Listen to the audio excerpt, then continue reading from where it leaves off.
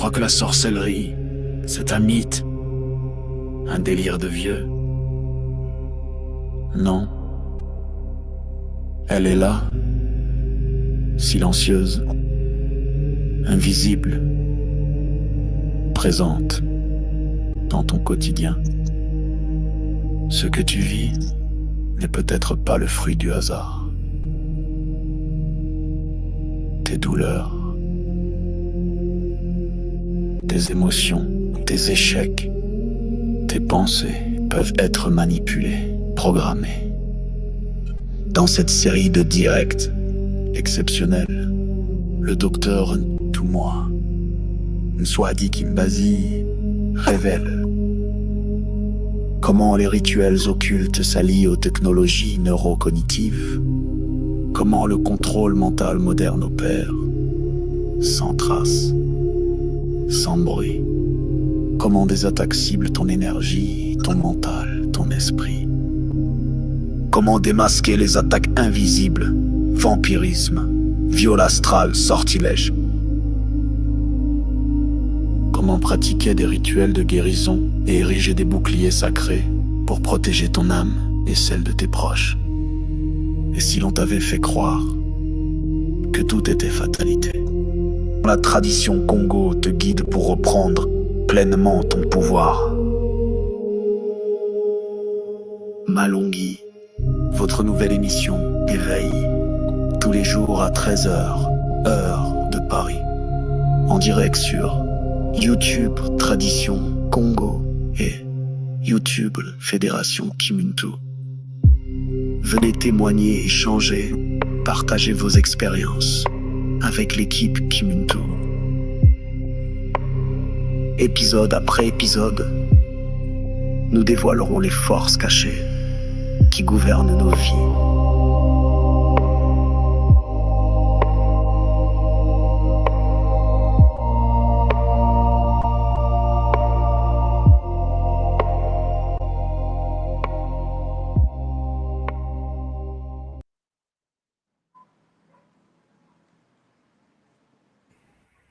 Mbote les Olapangi, mbote à tous, bienvenue sur notre capsule, la suite de notre série.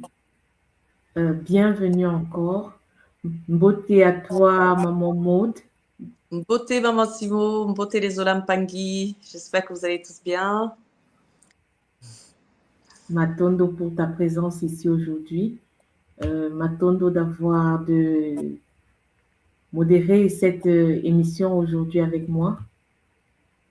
Avec plaisir. Les Olapangi, nous voilà de nouveau. Aujourd'hui, la suite de la série Le vampirisme émotionnel, la 3e partie. Dans la première partie, nous avons déjà beaucoup appris et hier encore plus avec la dépendance affective et les différentes manipulations. Nous apprenons énormément avec cette série.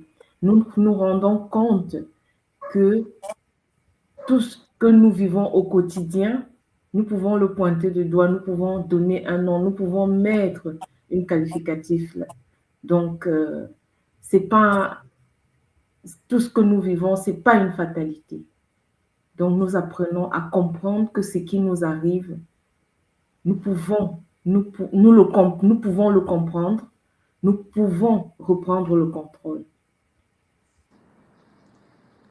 Qu'est-ce que tu en dis, maman? Qu'est-ce que toi, tu as compris de cette série? Bien, maman, effectivement, de ce que j'ai suivi un petit peu dans les enseignements de Ntumwa, et selon la tradition, c'est que, effectivement, on est tous exposés, je dirais, on est tous exposés tous les jours que tu as fait, on est tous exposés, en fait, à des entités. Donc, tous les matins, quand on sort de chez soi, une fois qu'on est dans les transports en commun ou que l'on aille, on est tous exposés à des attaques. Donc, d'où l'essentiel, c'est de se protéger avant tout. de mettre ses boucliers avant de sortir de la maison, si possible. Faites-le sur vos enfants également, surtout les enfants en bas âge, parce que personne n'est à l'abri de ça. Et on serait bien étonné que c'est même dans les familles, les personnes les plus proches, je dirais, sont à même parfois de vous faire du mal, mais sans le savoir eux-mêmes. Donc on doit vraiment être très vigilant là-dessus. Ah oui, maman, comme tu le dis, c'est souvent beaucoup plus proche qu'on ne le croit. Oui. Donc, aujourd'hui, sans le tarder, vraiment, au nom de la source divine unique, nous allons inviter tout moi pour la suite de cette capsule, de ce programme. Aujourd'hui, c'est la 3e partie. Mbote à toi, tout moi. Matondo, de nous honorer de ta présence et de nous nourrir de cet enseignement. Mbote Ngassimo, Mbote Maman Maud, hein. C'est vraiment un bonheur d'être là avec vous. J'espère que vous portez bien, hein. Je vous vois en forme là. Et À puis, merveille. Mbote à tous les Mpangi, partout où vous êtes sur cette planète. Mbote à tous les Mpangi qui vont écouter en différé ce Kabbalah multidimensionnel. Et Mbote aussi à nos Mpangi, les Nga partout, qui saluent magnifique pour l'éveil de niveau de conscience. Chers Mpangi, nous sommes toujours en marche. Hein, Maman Maud, on est toujours en marche. Absolument. On avance au fur et à mesure, on pose le pas après pas, petit à petit, on participe à la renaissance de cette magnifique tradition qui nous enseigne que je suis parce que nous sommes. Notre existence est sur une planète et cette planète est remplie d'autres personnes, mais nous sommes tous et toutes interconnectés. Oui, effectivement, l'interconnexion est magnifique, mais dans cette masse, dans cette population planétaire, il n'y a pas que des vibrations positives, il y a aussi des vibrations toxiques, des liens, des relations toxiques. Et donc, le but du monde, de l'être humain, est d'être conscient qu'il est connecté à son milieu, mais le milieu peut être positif, équilibré, énergétique, vibrationnel. Et puis, ce même milieu peut aussi renfermer des êtres toxiques, iséphètiques, métatroniques, démoniaques. D'où les boucliers. Momo, Donga, Simo, nous savons tous et toutes que l'être humain vit dans une bulle que les anciens en Asie appellent l'aura. Chez nous, nous appelons le kinetu, l'aura, la prana, le champ électromagnétique, quel que soit le nom qu'on lui donne, tous les êtres humains fonctionnent au sein des bulles. Sauf que ces bulles peuvent se fissurer. Ces bulles peuvent absorber de l'énergie, que ce soit positive ou négative.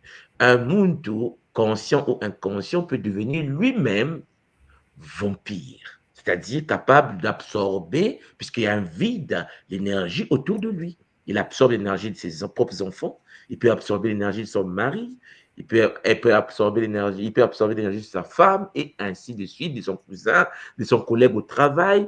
Il peut aussi se faire voler son énergie lorsqu'il n'a pas de pare-feu, lorsqu'il n'a pas de techniques de bouclier. Voilà pourquoi on se décharge.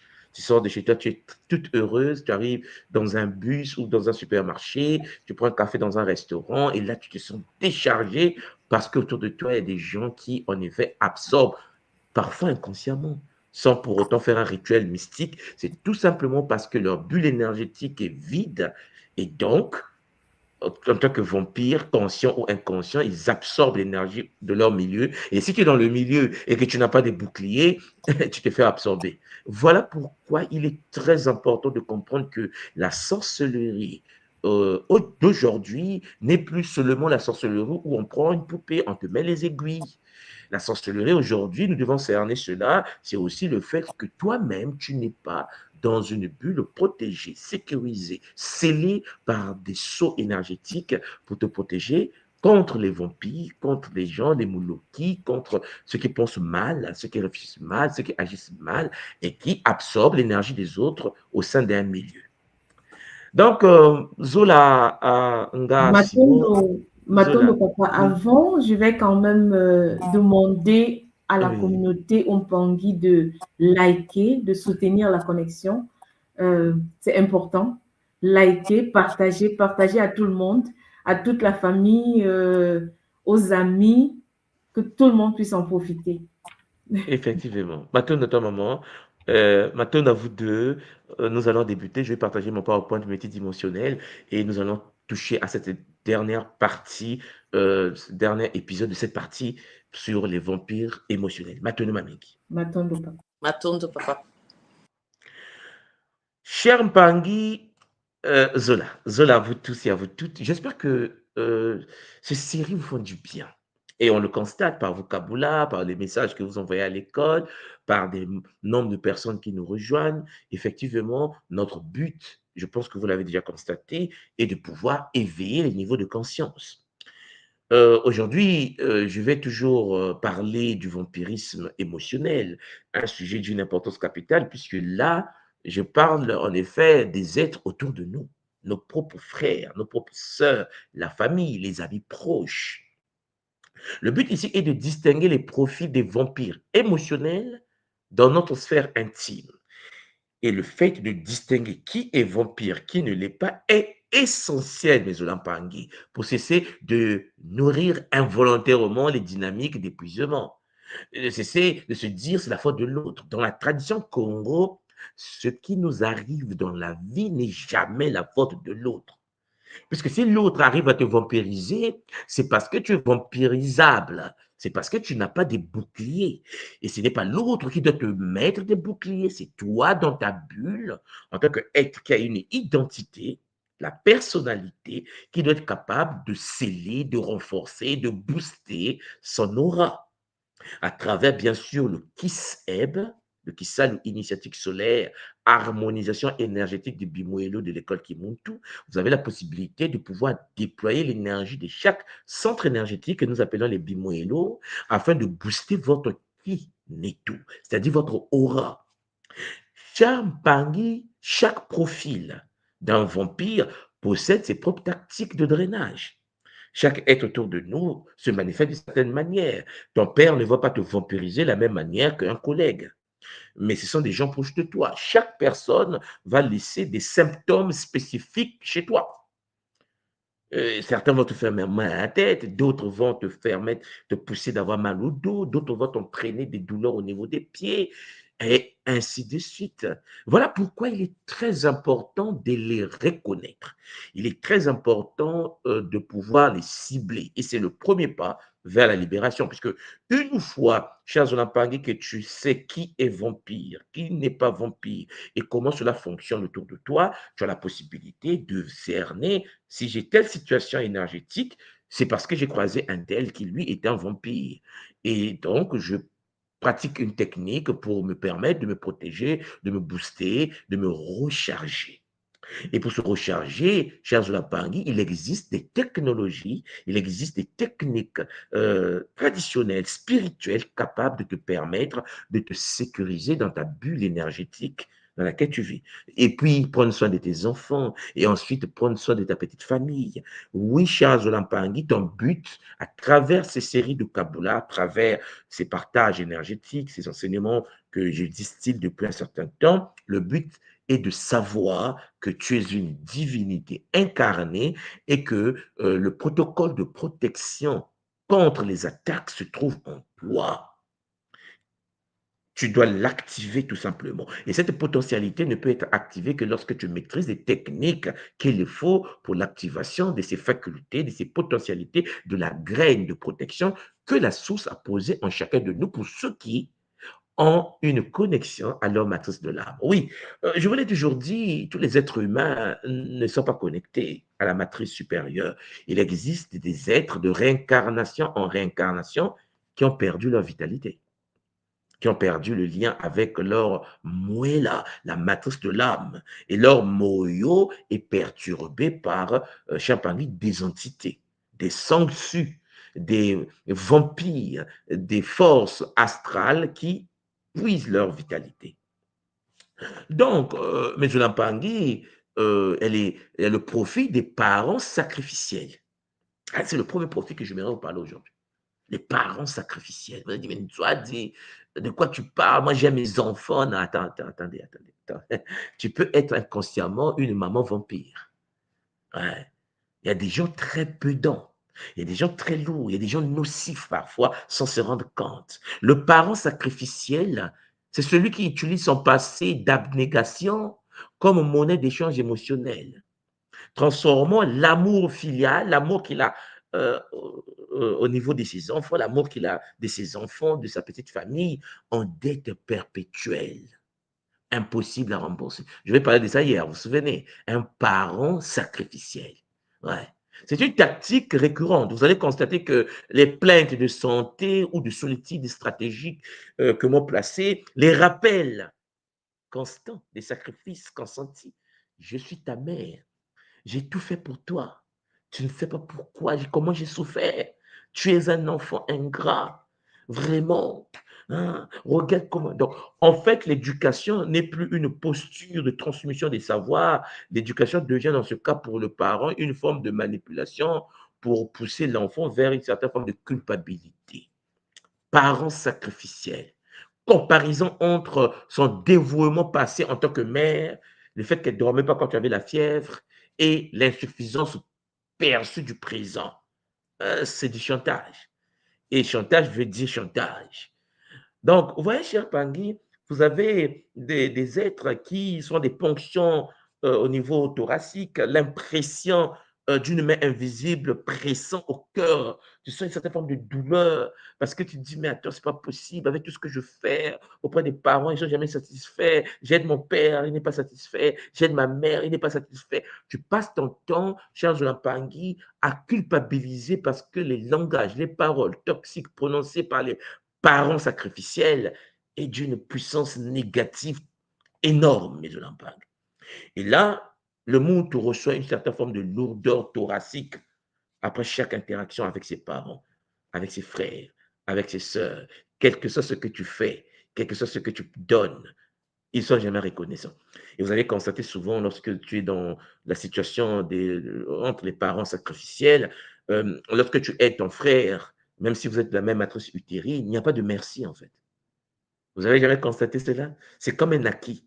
C'est-à-dire qu'en effet, ouais, mais c'est mon fils, il doit le faire. C'est une obligation. Parce qu'en effet, on a oublié une seule chose, c'est que ton enfant est un ancien être qui a existé, qui a eu sa famille, qui est morte. Cette personne qui est morte revient. Et toi et ta femme, toi et ton mari, vous l'avez donné un corps, lequel cette conscience supérieure va s'incarner pour continuer son œuvre, cher Jolan Pangui, non résolue dans les vies antérieures. Donc, Muntu revient pour structurer sa dette, pour vivre une vie stratégique dans le game, au sein de la matrice déchue, afin de résoudre les problèmes non résolus du passé. On ne revient pas par hasard. Vous savez que nous revenons par affinité. Mais les parents qui t'attendent, parfois ne sont pas initiés pour savoir que celui qui revient parfois, c'est le grand prêtre de Karnak.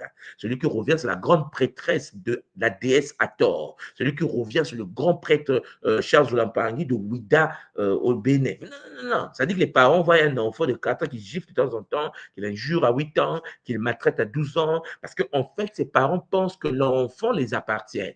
La tradition Congo nous enseigne que ton enfant ne t'appartient pas. Ton enfant est une ancienne prêtresse, un ancien prêtre nganga de l'ordre supérieur parfois, qui revient dans un corps physique. Et donc, une fois incarné, l'enfant doit être guidé à un âge donné pour structurer, pour activer, pour développer ses potentialités afin de continuer son œuvre. Et là, c'est tombé dans une famille des êtres non éduqués, non initiés, non structurés, et l'enfant est considéré comme un bébé. Et donc, les parents sacrificiels vont considérer l'enfant comme étant un bébé qui doit être reconnaissant toute sa vie du fait que cette femme a porté le bébé, oubliant qu'elle-même, elle a été portée par sa mère. Chez Champagne, c'est le cycle de la vie, le cycle de naissance sur cette planète. Hélas, vous allez voir qu'il y a du chantage. Et donc, il y a des soupirs involontaires et répétitifs, des sensations de dette émotionnelle infinie. L'enfant se sent pressé, se sent charge la pangui sur une pente parce que les parents sont des vampires. Ouais, il existe des amis vampires, des gens qui te répètent tous les jours autour de toi, tes cousins, tes cousines, ta tante, ceux qui t'ont accordé une période de leur temps que tu les dois. Sans moi, tu ne devais pas être comme ça. Je t'ai recueilli, je t'ai fait venir en France, je t'ai fait venir en Allemagne, je t'ai fait venir en Belgique. Regarde comment tu quittes ma maison là-bas.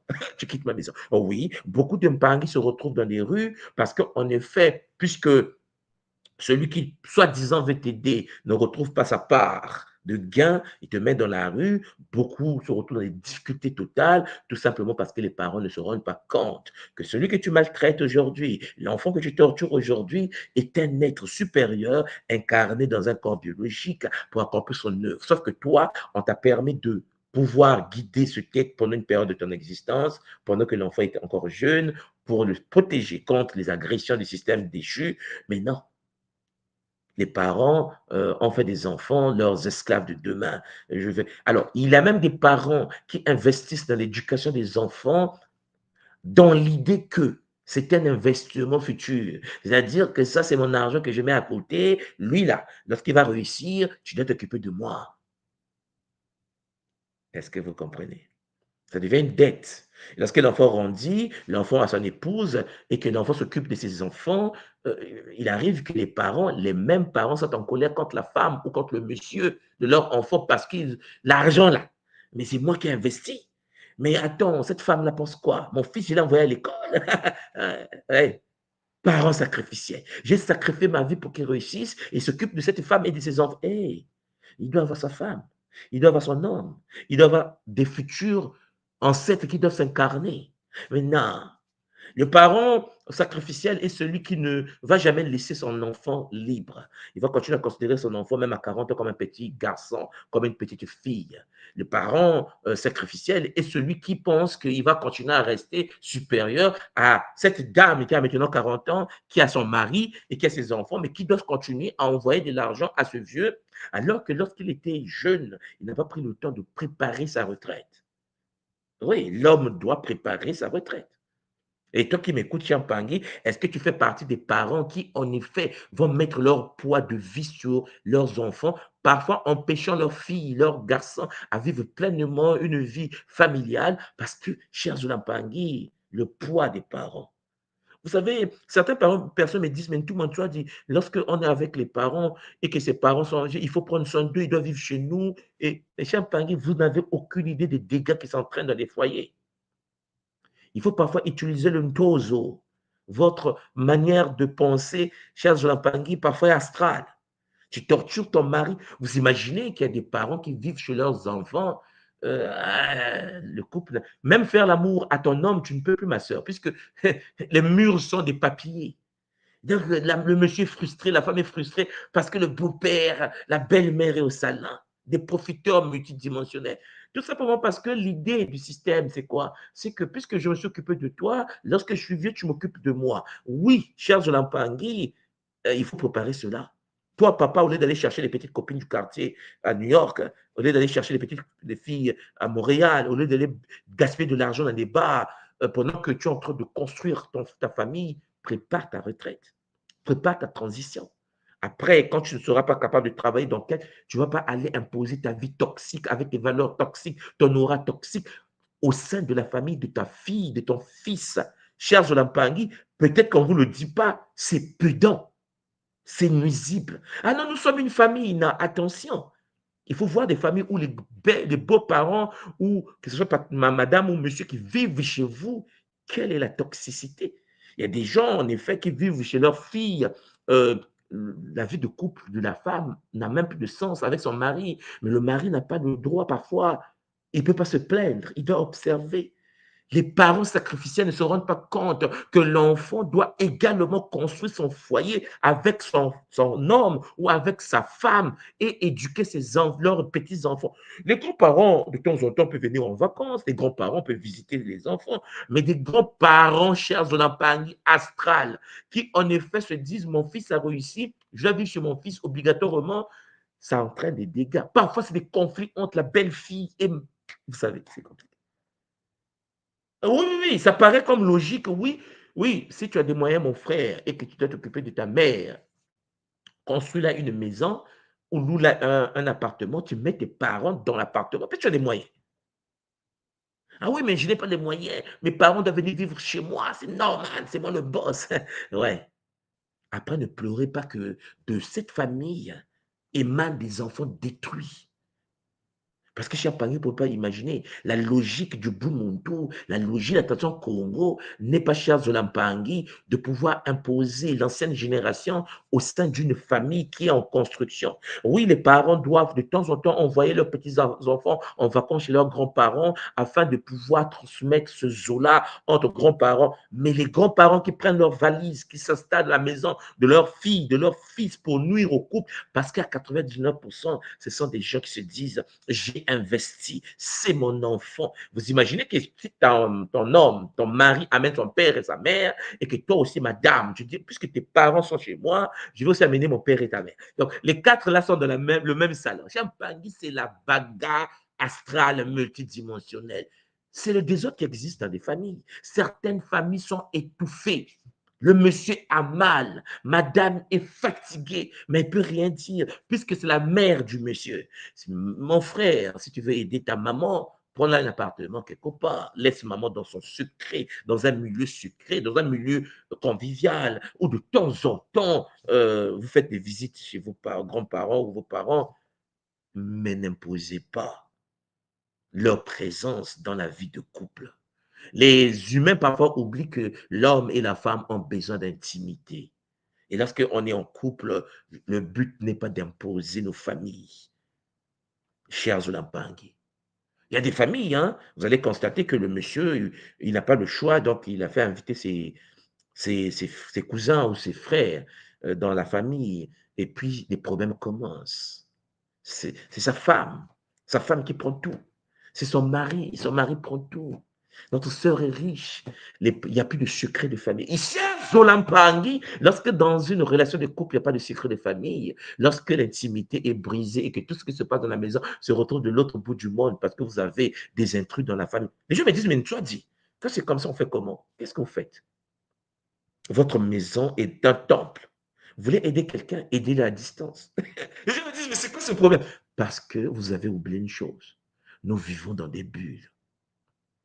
Ça, ce n'est pas de la gentillesse. C'est pour cela que vos familles s'éclatent.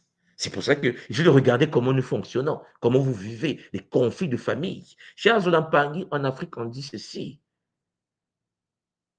Pour connaître l'odeur de la bouche d'un ancien qui pue, la bouche de l'ancien qui pue là, il faut être à côté de l'ancien. Est-ce que vous comprenez? Il a des paroles sages à distance. Il est là-bas.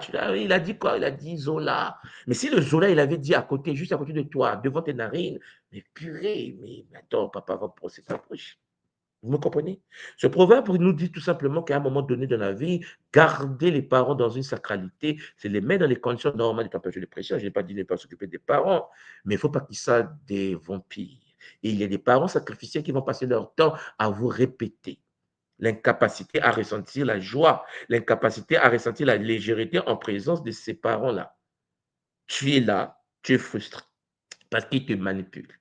Parce que si Mpangé, tu n'as plus de vie. Je répète tout simplement, chers Mpangé, que du vivant d'une personne, écoutez-moi bien, Mpangé, le monde, le bacala, l'ankento, l'homme, la femme a pour fonction de préparer l'après. Si tu ne comprends pas que ta vie, chers Zolampang, est de préparer ton après à toi, oui, tes enfants vont t'apporter de l'aide, oui, tes enfants vont t'accompagner, mais ta vie, une fois que tu rentres dans cette phase de chute libre sans vitesse initiale vers la tombe, tu ne dois pas nuire à la vie de tes enfants ni de tes petits-enfants parce que tu n'as pas préparé toi-même de ton vivant la transition. Quand je vous dis que tu es fondé sur les Makoko Matatu, il faut bien comprendre ça comme Pandu Nzinga. Et si tu es distrait, cher Zolampangui, tu vas te retrouver vieux, abandonné, malheureux. Et tu deviens haineux. Ah, j'ai mis des enfants au monde. Ils ne m'aident pas. Mais les enfants ont des charges que tu ne peux pas parfois comprendre. Les propres enfants sont en déficit bancaire. Ils doivent la banque. Ils sont dans les problèmes qui ne te disent pas. Mais le problème, c'est que tu es tellement égocentrique que tu penses que les problèmes, ils doivent laisser leurs problèmes de vie parce que tu n'as aucune idée de ce que vit ton fils, mon père, mon frère, papa. Tu n'as aucune idée de ce que vit ta fille.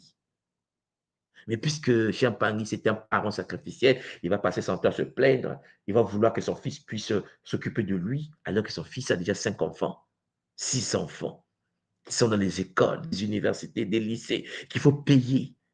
Non, mais l'humain s'en fout. Quand tes parents sacrificiels, c'est d'abord sa tête. Ah, mais moi, j'avais investi. Ouais, mais pourquoi tu n'as pas préparé la transition? Mais non, mais je t'ai éduqué.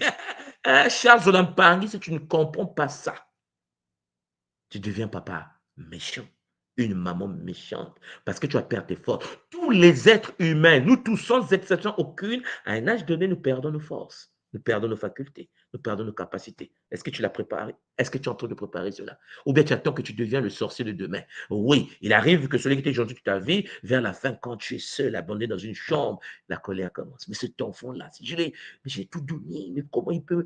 Comment ça, papa, maman? Prépare la transition. Prépare ta retraite. Ton fils n'est pas là à subir ta vie. Je ne sais pas comment lui, il va subir sa vie déjà. Donc, vous voyez que les parents sacrificiels, il faut les localiser très tôt et dire à vos parents, à vos pères et à vos mères que la tradition, comme on te dit, papa, est-ce que tu as déjà préparé ta transition? Quand tu vas être en... Oui, mais tu es là. Et si je meurs? Et il peut arriver que ton enfant meurt. Il peut arriver que tu n'as plus d'enfants parce que accident de voiture, tes enfants sont partis. Qui va s'occuper de toi? Après, tu vas dire, oui, mais bon, j'avais des enfants, ils sont morts, donc je suis abandonné, je ne sais pas quoi faire. Mais tu n'es pas venu sur la terre pour compter sur tes propres enfants seulement. Tu es venu pour accomplir ton œuvre. Pendant que vous avez de l'énergie, chers Zulampangé, vous devez accomplir l'œuvre. Vous devez vous dire qu'à un âge donné, vous ne pouvez plus louer. Vous devez être chez vous, dans votre propre maison. Résolution des problèmes. Vous devez avoir de l'épargne supérieure, de sorte que Champagne, jusqu'à 100 ans, vous vivez sans travailler. Vous avez cette possibilité d'avoir de l'assurance. Parce que vous savez que si quelque chose m'arrive, j'ai déjà assuré mon existence.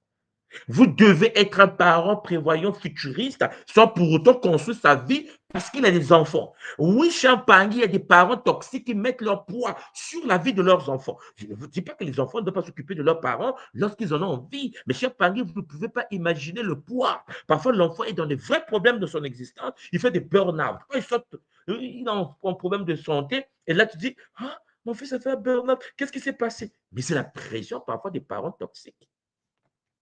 Nous avons également chez Champagne des amis. Des amis. Ce que j'appelle les oreilles poubelles. Oreilles poubelles. Ouais, des amis. Des oreilles. Ouais, l'image là, j'ai aimé ça. Les oreilles poubelles. Voilà. Ça veut dire l'ami qui déverse constamment ses problèmes sans jamais appliquer vos conseils. Vous avez jamais constaté un ami qui vient vous voir et vous lui donnez des conseils, des vrais conseils. Ma soeur, mon frère, mon ami, fais ça, fais ça, fais ça, fais ça. Il ne pratique jamais tes conseils. Jamais. Mais il vient toujours se plaindre et qui vous appelle systématiquement quand ça va mal. L'ami oreille poubelle, un ami toxique, astral, iséfétique, métatronique, démoniaque. Je ne sais pas quel nom on va donner à ces amis-là, mais ce sont des escrocs VIP, des amis toxiques. Si vous avez autour de vous des amis qui se plaignent, et qui, chaque fois qu'ils ont un problème dans leur relation de couple, dans leur famille, dans leur vie entrepreneuriale, dans leur vie, ils viennent vers vous déverser. Ma soeur, tu sais ce qui s'est passé aujourd'hui? Et toi, puisque aussi tu es devenu vampire, parce qu'il y a des gens comme ça, les gens qui aiment écouter les autres en tant que des vampires, ils absorbent les bêtises des autres, ça leur fait du bien d'écouter les malheurs de certaines personnes. Ouais, il y a des gens comme ça. Toi, tu penses que tu viens déverser tes choses pour qu'ils t'aident. Lis les compteurs parce que bien fait pour ta tête. Il y a des gens comme ça. Et au fond de sa graine astrale, il dit bien fait pour toi. Mais tu ne le dis pas. Il a dit ça. Mais ton mari là aussi. Hein, oh. Il est content parce que parfois ton ami est célibataire. Il est parfois étonnant de constater qu'il est célibataire. Les femmes mariées, les hommes mariés ont des amis célibataires. Cette équation, je n'ai jamais compris. C'est-à-dire qu'en effet, la tradition Congo nous enseigne que les célibataires doivent rester entre les célibataires. Les mariés n'ont pas d'amis célibataires. Mais hélas, vous allez constater souvent que la femme mariée a sa copine célibataire. Et mon frère, quand ta femme a une copine célibataire, tu es en danger de mort. Ma soeur, quand ton mari a des amis célibataires, votre couple, on va en parler. Vous comprenez? Chute libre sans vitesse initiale. Et cette relation entre l'ami toxique qui vient déverser ses bêtises est fondée sur un échange à sens unique où vous devenez le réceptacle des émotions négatives sans jamais être nourri en retour par des interactions positives. Et donc, vous allez voir qu'il y a une certaine forme de tactique constante. Appel au moment de faiblesse, fin de journée, il rentre du boulot, la sœur ou le frère est décomposé, il prend son téléphone, il t'appelle et ça parle, et ça parle. C'est-à-dire qu'il doit parler. C'est devenu comme son psychologue. Et puis, monopolisation de la conversation sans réciprocité. Il te balance ses bêtises de la journée, ses problèmes, chers Olampang. Et toi, tu écoutes. Le pauvre de toi. Parfois, toi qui écoutes, ton mari t'attend. Ton mari dit, mais oh, chérie, on va manger. Je suis au téléphone avec Henriette. Henriette a appelé. Quand Henriette appelle le frère, et déjà dessus dit, ah, elle va être au téléphone avec Henriette. Le pauvre. Si tu dis que non, mais ta copine, ah oui, mais hey, c'est pas ton problème, tu veux me séparer de ma copine. Relation à 3, non à 4. Il y a le mari, le pauvre, parfois, qui se retrouve dans une situation où il y a une femme, champagne, vampire, qui aime écouter les bêtises des autres, oui, pour ressentir le plaisir de son existence, pour comparer sa vie et la vie des autres. Donc, venez me dire ce que vous vivez. Il y a des femmes comme ça, des hommes comme ça. Et le téléphone, troisième entité, où il ou elle, cette personne, cette femme, passe son temps à scroller sur le téléphone, à chercher quelle copine a quel problème. Ma copine, tu as vu? Ouais. Donc, couple à 3, déjà. Et couple à 4, c'est l'entité extérieure. La copine de l'autre côté qui t'appelle, s'il est loin, mais s'il vit juste dans le quartier, c'est encore mal barré. À 7 h du matin, oui, tu es déjà chez toi. À 20 h, toujours avec ta copine, ça tchatche, ça blague, ça parle. Le pauvre monsieur ou la pauvre femme est assise en train d'attendre son mari parce que le mari est au téléphone avec son ami en train de parler de ce que le patron a fait parce qu'en effet, sans médisance, champagne, l'oreille poubelle, l'ami poubelle ne peut pas en fait vivre. Il doit déverser son venin parce que ses problèmes, champagne, il faut le mettre dans le corps de quelqu'un d'autre. Il va appeler son ami pour raconter des bêtises. Et oui, champagne, nous sommes dans cette réalité-là. Le recyclage des moments de mêmes problèmes déjà conseillés. Oui, oui, c'est vrai, Ntouadintou, mais tu me l'avais déjà dit, tu m'avais déjà conseillé dessus. Je dis, mais attends, le problème que tu me soumets, on en a déjà parlé. Oui, mais bon, mais pourquoi tu ne pratiques pas, pourquoi tu ne appliques pas les conseils qu'on te donne? Vous allez voir que lorsque quelqu'un est un vampire, il va vous soumettre à chaque fois le même problème, tu donnes des conseils, il ne va jamais appliquer cela. Ça ne l'intéresse pas, en fait, ce que tu lui dis. Ce qui est important pour lui, c'est qu'il vient déverser ses émotions. Et puis, dès qu'il n'a plus rien à dire, disparition, quand tout va bien pour eux, il se retire. Tu ne le vois pas. Et quand il t'appelle, c'est pour dire seulement, ah, le mois passé, tu te souviens le problème que je t'avais dit là? Ah, la suite là. Et si celui qui écoute aussi est quelqu'un qui est champagne, n'a pas de vie, parce que c'est ça, en fait. Vous savez ce que je suis en train de vous dire là est une chose que beaucoup de gens n'intègrent pas. Parce que l'être humain se dit qu'il est dans sa vie, il est là pour faire ça, à écouter les bêtises émotionnelles, astrales des amis poubelles, mais ils oublient une chose, c'est que tu n'es pas né pour ça. Peut-être qu'on ne te l'a jamais dit, tu n'es pas né pour écouter. Sauf si c'est ton métier. C'est différent, on est d'accord. Si tu es thérapeute, si tu es psychologue, si tu es... Oui, c'est ton métier. Mais, chers Olampang, tout le monde n'est pas thérapeute. On est d'accord. Celui qui n'est pas thérapeute et qui passe son temps, chers Olampang, à écouter, à vouloir être celui qui écoute les amis poubelles, ne se rend pas compte que ça va entraîner des fatigues auditives et des maux de tête après les appels. Beaucoup ont mal dans leur vie parce qu'il faut un transfert émotionnel. Ton ami te dit, je viens de trouver ma femme sur le lit avec un autre monsieur, et il est en colère, qu'est-ce qu'il fait? Il prend son téléphone, il t'appelle toi. Et toi, mon frère, tu décroches le téléphone, qu'est-ce qui se passe? Ah non, je vais te trouver Pierrette sous le lit avec François. Pierrette a fait ça. Toi, de l'autre côté, tu es fâché, mais Pierrette, elle n'est pas consciente. Et là, madame vient du boulot et toi, tu es fâché. Vous, les femmes, ça commence. Transfert émotionnel, chers Olampang. Vous, les femmes, qu'est-ce que j'ai fait avec ta copine Pierrette? Ta femme, c'est pas Pierrette. Pierrette, c'est la femme de l'autre. Qu'est-ce qui se passe? Non. Champagne, c'est chaud, le fonctionnement d'un être humain. Il va comparer son existence à la vie des autres. Il va faire un transfert émotionnel. Il va détruire son existence parce qu'il ne vit pas dans sa bulle. On déverse des matières fécales dans sa bulle. Toutes les expériences des autres ne sont pas des expériences. La procrastination à répondre aux messages, ça entraîne un sentiment d'être vidé mentalement, après chaque échange, parfois, tu rentres dans une forme d'anxiété à la vue du nom sur l'écran téléphone. Dès que le nom apparaît comme ça, tu es, oh, qu'est-ce qu'il va encore dire? Mais qui t'a dit de décrocher? Ce n'est pas une obligation de décrocher l'appel de quelqu'un que tu sais qui est toxique. Il faut développer de la personnalité. Il faut développer de l'identité. Il faut que tu sois capable de dire non, stop, c'est ma vie, c'est mon existence. Quand le téléphone sonne, tu n'as pas l'obligation de décrocher. Non, c'est ton existence. Tu sélectionnes avec qui tu parles, tu sélectionnes qui va rentrer dans ton existence parce qu'il y a des amis toxiques qui existent. Et puis, à côté de cela, il y a des partenaires jaloux. Chers Olympiens, des partenaires jaloux. C'est-à-dire, le partenaire jaloux utilise l'amour comme outil de contrôle. Il va chercher à éroder progressivement la liberté, l'identité de l'autre, sous couvert du patient, d'attachement exclusif. Je t'aime, tu sais, je pense à toi, tu es à moi. Non, non, un escroc VIP, quoi. Vous me comprenez? Et donc, les micro-critiques, comme je vous l'ai dit la fois dernière, les micro-critiques constantes sur l'apparence, le comportement, la réussite. Il va chercher à critiquer encore et encore. Quand un homme et une femme se critiquent comme ça, vous pensez que c'est de l'amour, chez un Paris, ça commence. Et puis, il y a l'isolement social progressif. Tu prends la fille de quelqu'un, vous êtes en couple, vous êtes mariés, et tu l'éloignes de sa communauté, tu l'éloignes de la famille, tu l'enfermes quelque part dans un pays étranger, et tu ne veux pas qu'il puisse être en relation sociale avec sa propre famille. Les chers Olampangui, isolement social progressif, des amis parfois matiques qui apportent la paix, parce que chez Pangui, quand tu es dans ta bulle, il faut que tu attires autour de toi des êtres qui vibrent à la même fréquence, qui ont des bulles compatibles, et ainsi de suite. Et les tests d'amour répétitifs sous forme de défis, sous forme d'ultimatum.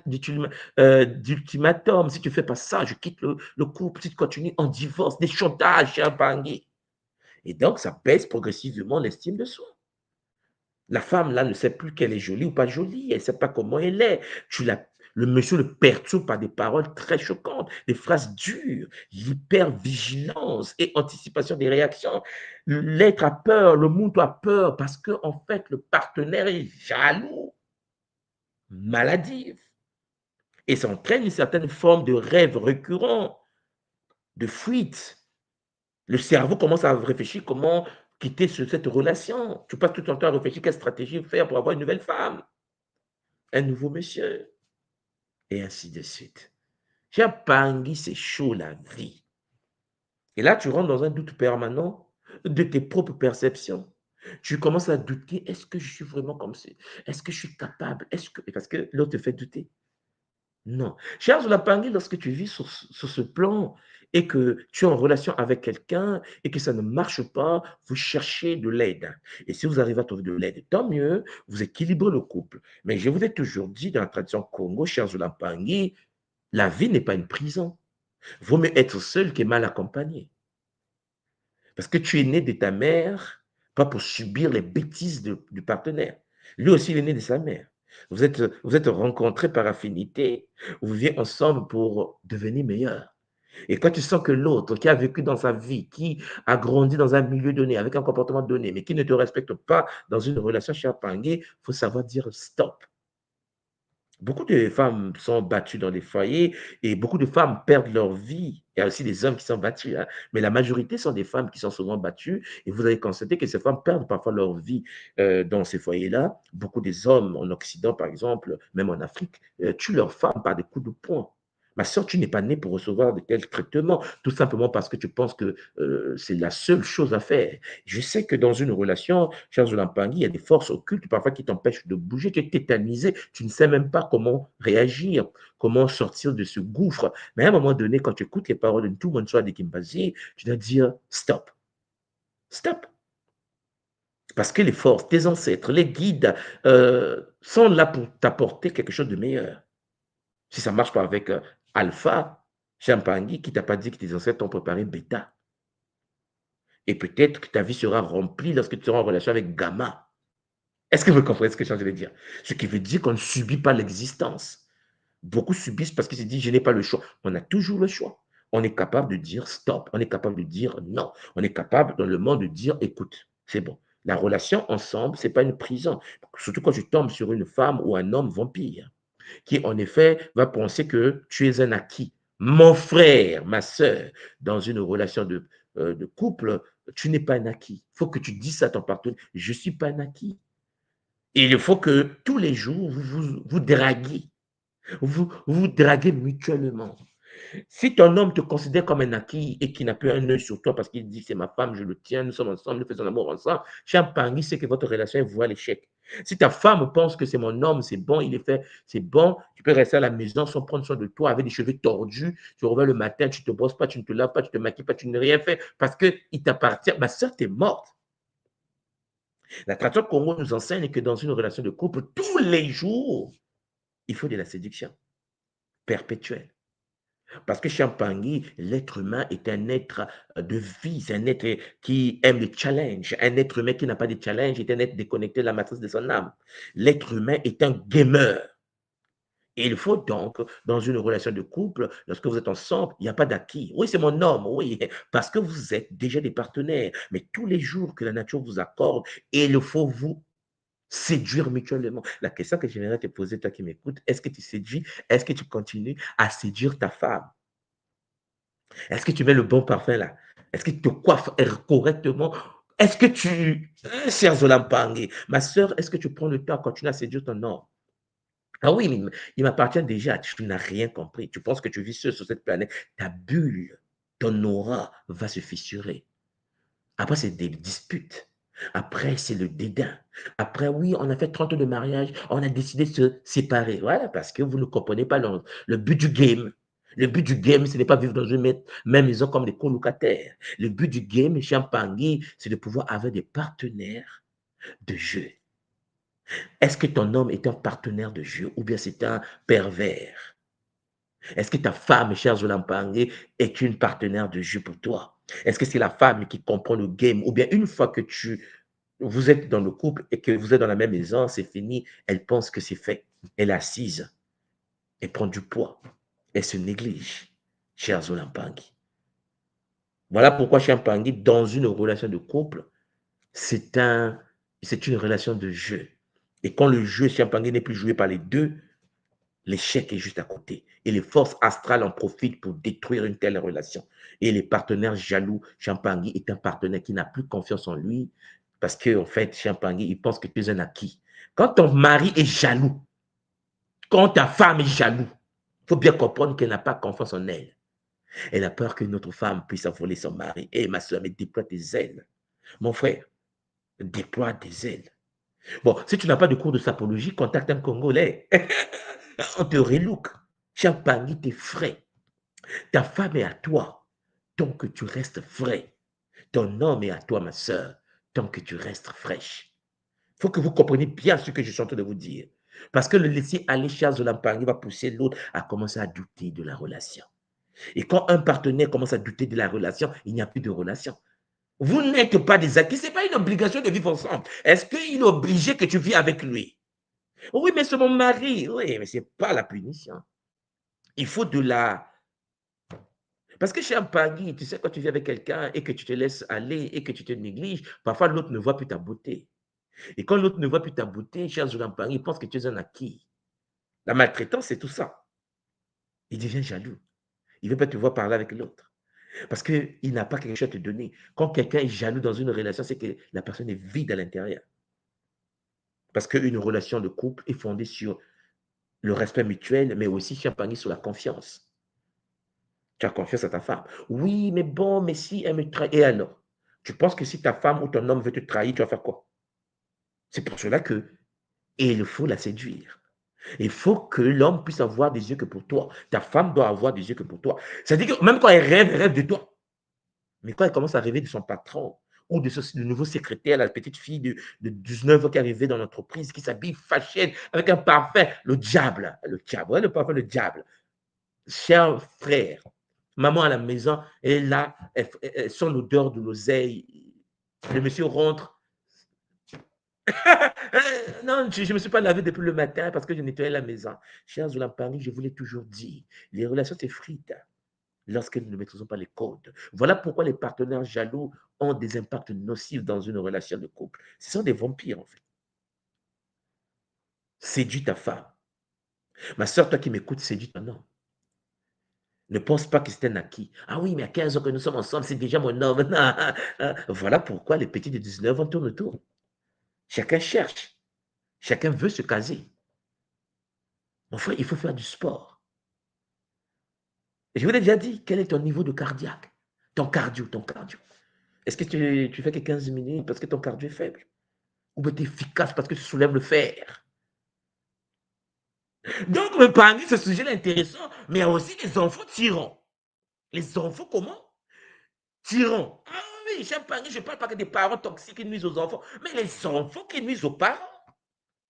L'enfant tyran utilise l'amour inconditionnel parental, l'amour de papa, l'amour de maman, comme levier pour manipuler et drainer l'énergie de ses proches, transformant le lien familial en prison émotionnelle. Il y a des enfants tyrans.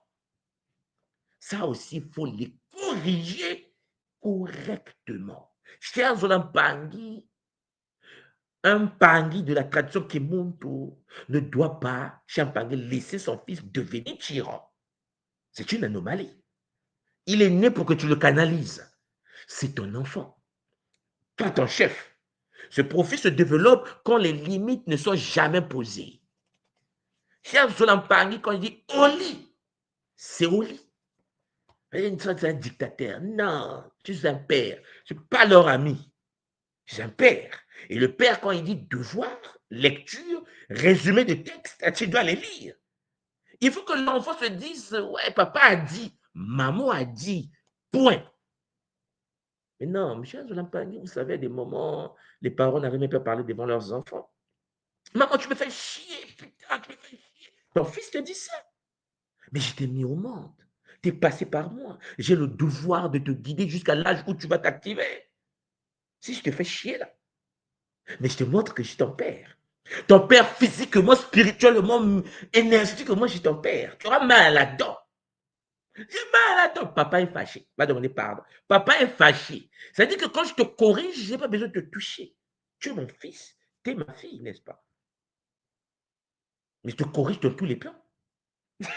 Non, mais cher Pangui, le pouvoir d'un père sous sa descendance est illimité lorsque le père remplit sa fonction de père. Lorsque la mère remplit sa fonction de mère. Mais hélas, il y a des parents qui ne savent pas comment utiliser leur potentialité spirituelle pour canaliser leurs enfants. Ce n'est pas la faute de l'enfant. L'enfant est dans l'épigénétique. L'enfant est à l'école, dans le quartier, à la maison. Il a des comportements du milieu dans lesquels il fréquente. Et toi, papa, tu dois faire de sorte de purifier toutes les bêtises des autres milieux. Et donc, ce profil-là se développe quand les parents ne mettent pas les limites. Les limites ne sont jamais posées, créant un déséquilibre où l'enfant apprend à obtenir ce qu'il veut par le chantage émotionnel plutôt que par la communication saine. Un enfant tyran est un vampire. Il y a des parents qui passent tout le temps à vouloir canaliser l'enfant. Non, chers Olampangui. Il faut le déprogrammer, le reprogrammer. Il faut un swacking coco totem. Il faut en effet aller activer, nettoyer jusqu'au univers totémique, minéral, végétal, animal de l'enfant. Oui, des crises émotionnelles spectaculaires. L'enfant se fâche, il crie, il roule. Non, chers Olampangui, ça, ce n'est pas des enfants équilibrés. L'esprit qui s'est incarné dans un corps biologiquement instable. Des menaces d'échec ou de malheur. Papa, quand je comme ça, je vais me suicider. Suicide-toi. Et même là encore, je vais t'empêcher de te suicider. Parce qu'en tant que parent, il faut des outils. Chers Olampangui, il y a des menaces. Je continue, je quitte la maison. Je quitte la maison. L'enfant te menace. Et la maman a peur. On va le perdre. Mais parce que vous l'avez déjà perdu depuis qu'il avait 0 mois.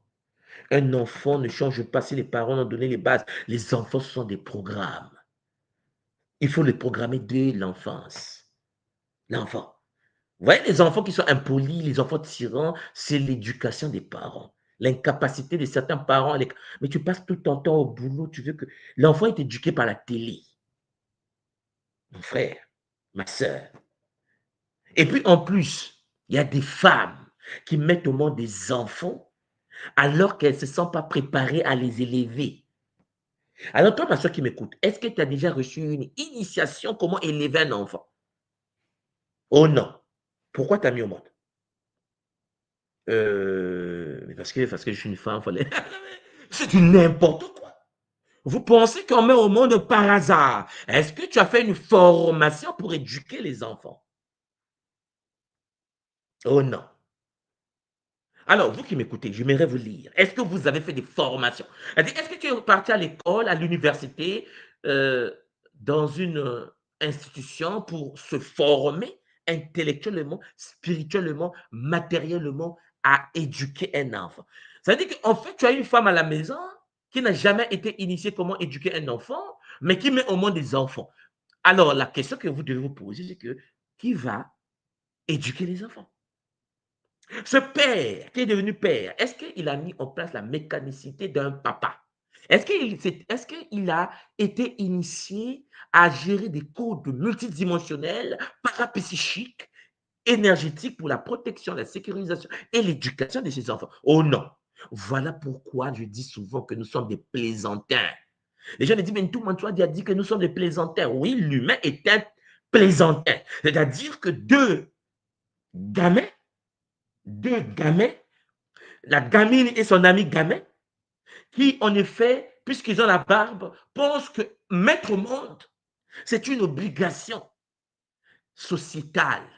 Ils pondent des enfants qui ne vont pas être canalisés parce qu'eux-mêmes, c'est que des enfants. Vous comprenez le game? Et puis, nous sommes étonnés de voir que dans certaines familles, il y a des enfants tyrans, des enfants incontrôlables. Ton fils devient le chef de la famille. Il y a des enfants qui crient sur leurs parents. Oui, parce que les parents sont des gamins. L'enfant a compris que papa, c'est un tigre en papier. Maman, c'est encore pire. On ne met pas au monde si on ne se prépare pas. On n'a pas des enfants parce qu'il faut avoir des enfants. Et il faut une initiation pour l'éducation. Après, vous êtes étonné que lorsque vous mettez au monde des enfants, vos boucliers de protection, vous-même, vous ne l'avez pas. Vos enfants ne sont pas en sécurité. Vous passez votre temps, dès que le mollo qui rentre en jeu pour commencer à vampiriser l'énergie de vos enfants, vous passez votre temps à aller rencontrer des gangs, à protéger mes enfants, prier pour mes enfants. Ce sont des enfants. Qui t'a dit de les mettre au monde sans avoir des techniques de protection au préalable? Chaque année, le monde était un terrain de guerre. Tu as mis au monde des enfants, n'est-ce pas? Est-ce que tu disposes des techniques de protection, de renforcement aurique? Est-ce que tu maîtrises les techniques de protection totémique des enfants dans l'univers totémique? Oh non. Pourquoi tu as mis au monde? Pour créer un enfant tyran. Moi, je vous ai toujours dit, mes Olampangui, l'humain est responsable de ses propres problèmes. Les gens me disent, toi, du non, il ne faut pas dire ça. L'autre m'a attaqué. Il t'a attaqué parce que Champangui, tu es un gamin. Parce que quand tu maîtrises cette technique et que tu maîtrises des choses, il y a des choses qu'on ne peut pas faire. Il y a des gens qui vont t'attaquer, qui vont se retrouver à l'hôpital parce que tu sais que ton bouclier est un bouclier qui renvoie les attaques familles. Parce que tu le renforces tous les jours.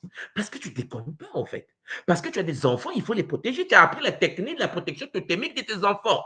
Parce que quelqu'un va voir un marabout, va voir un sorcier et dit, je veux que le fils d'un tel meure. Le sorcier même voit et dit, mais le fils n'existe pas. On me montre qu'il n'y a personne. Parce que le fils est protégé dans le corps de sa mère, dans le monde totémique de son père. Mais lorsque les parents ne savent pas que ça existe, ces choses-là, la question que je vais te poser, toi qui m'écoutes aujourd'hui, toi qui vas écouter cela en différé, est-ce que tes enfants sont protégés dans l'univers totémique? Est-ce que tu as déjà fait le rituel de la protection totémique de tes enfants? Oh, hein? Rituel quoi? Mais en fait, tu existes dans quelle réalité? Un père, une mère qui n'a jamais protégé totémiquement ses enfants seront piratés par des forces de Mounouki à l'extérieur. Vous savez, moi je viens du Congo. Et puisqu'il existe la technique de la protection totémique des Congo, dans l'univers Congo, comme en Afrique centrale, au Cameroun, au Gabon, les parents protègent leurs enfants dans leur corps, dans l'univers totémique. Lorsque mon fils, je le regarde seulement. Quand je suis fâché, je le regarde seulement. Il sait, papa ne veut pas ça. Je n'ai pas besoin de parler. Il est en moi. C'est mon bébé. Je parle avec lui télépathiquement par un simple regard. On est chez les amis, on est venu chez les amis, l'enfant veut s'agiter, je le regarde. Vous avez jamais vu une maman africaine qui fait pleurer un enfant par un regard? Maman nous faisait pleurer par le regard. Moi, ma mère, quand elle était vivante, maman te regarde seulement, je pleure tout seul. On dit non, j'ai envie de pleurer. On dit pourquoi tu pleures? Le regard. Un regard, aujourd'hui, quand tu arrives en Occident, que ce soit aux États-Unis, au Canada, en France, putain, maman, tu me fais chier, vide sidéral. L'enfant est à l'extérieur des parents. Tu ne peux pas être quelqu'un de la tradition Congo primordiale. Tes enfants ne sont pas sécurisés à l'intérieur de ton champ énergétique. Nos enfants sont protégés totémiquement à l'intérieur de nos corps. Est-ce que tu as déjà fusionné ton enfant avec un univers totémique? Est-ce que tu as déjà fait le rituel? Je vous ai dit, moi, quand j'étais bébé, nous, en Afrique, dans les traditions, on nous lave avec les os des animaux, les os, les plantes, les pierres. Nous avons des bains que nous recevons quand on est bébé avec les os de certains. Est-ce que votre enfant est un être vide sidéral qui est né et puis qui grandit par hasard et puis qui te dit des putain, maman, tu me fais chier et toi tu es là, maman, mais qu'est-ce que j'ai fait? Comment éduquer mon enfant? Je l'ai perdu. Mais vraiment, nous sommes des gamins et des gamines. Voilà pourquoi, chers Olampangui, le vampirisme nous fait beaucoup de mal. Nous oublions que lorsqu'un enfant vient au monde, il faut le protéger. Totémiquement. À travers le Kinkoko, tu protèges tes enfants. L'enfant est dans ton corps. Tant que tu es vivant, tant que tu es sur cette terre, tant que tu es le gardien, et même lorsque tu meurs, tu continues à protéger tes enfants parce que tu as installé à la maison le culte des Bakolo. Ton fils, il sait. Ton fils, il sait. Il vient. Papa, bon, depuis que tu es parti là, il faut qu'on cause. Parce que tu l'as enseigné que le mort n'est pas mort. Tu as enseigné l'enfant de ton vivant, la communication supraluminique avec l'univers des ancêtres. Que tu meurs ou pas, l'enfant a besoin de conseils. Il te contacte. Mais est-ce que vos enfants ont le numéro de téléphone de l'univers ancestral? Est-ce que ton fils sait comment se communiquer avec Mpemba, Kumpemba, l'univers ancestral? Oh non. Mais en fait, l'enfant sait faire quoi? Oh non, il était à l'école pour se scolariser. Il a un master en marketing digital. Et puis, il va au travail, c'est un ami qui le jette le Mwanza, le Mopanzi, le cancer. L'enfant revient à la maison avec une maladie incurable dans la science occidentale. L'enfant meurt. Gâchis. Gâchis. L'enfant est doctorant en physique nucléaire. Il meurt parce que l'autre a dit, bon, puisque tu te la pètes, je vais te montrer. Et là, il prend la poupée, il fait la symbiose, il prend les aiguilles, il pique à ton fils. Ma soeur t'es même pas informée que ton fils est en train de subir une attaque grave des Moloki. Pourquoi? Parce que, mon frère, ma soeur, vous êtes distraits. Vous mettez au monde parce qu'il faut mettre au monde. Vous tombez enceinte par hasard. Vous n'avez pas été préparé pour être des parents. Et les malheurs des nôtres, c'est ça. C'est que beaucoup de gens ne sont pas préparés pour être des parents. Pour être un père, pour être une mère, il y a des initiations à avoir. Je vous l'ai déjà dit, j'étais en Chine. Quand j'étais étudiant, si j'ai mal à la dent, ma mère au Congo m'appelle. Je découvre, maman, qu'est-ce qui se passe? Pourquoi ta dent fait mal? Ah, ma mère était... Oui, il y a beaucoup de mamans qui sont comme ça.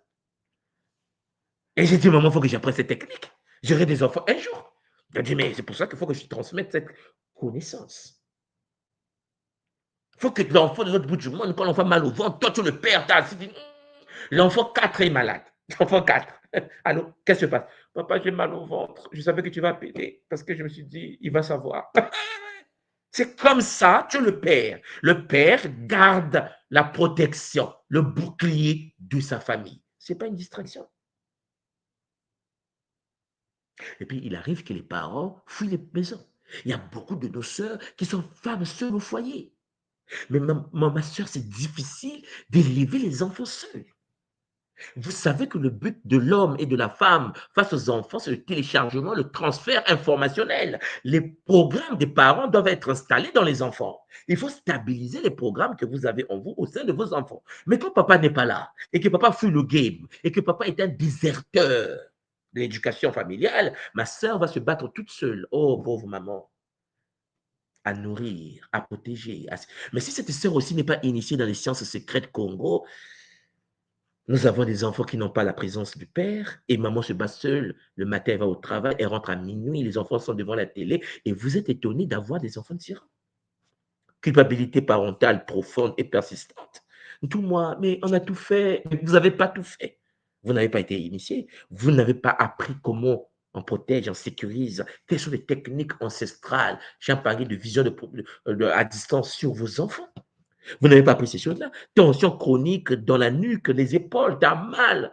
Tu vois ton enfant parfois répéter tes bêtises. Au lieu de filtrer, tu vois ton enfant se comporter comme toi. Donc, Champagny, anxiété d'anticipation avant les interactions, épuisement mental après chaque confrontation, l'enfant devient comme un roi à la maison. L'enfant, Charles Lampangui, n'a pas reçu les bons programmes.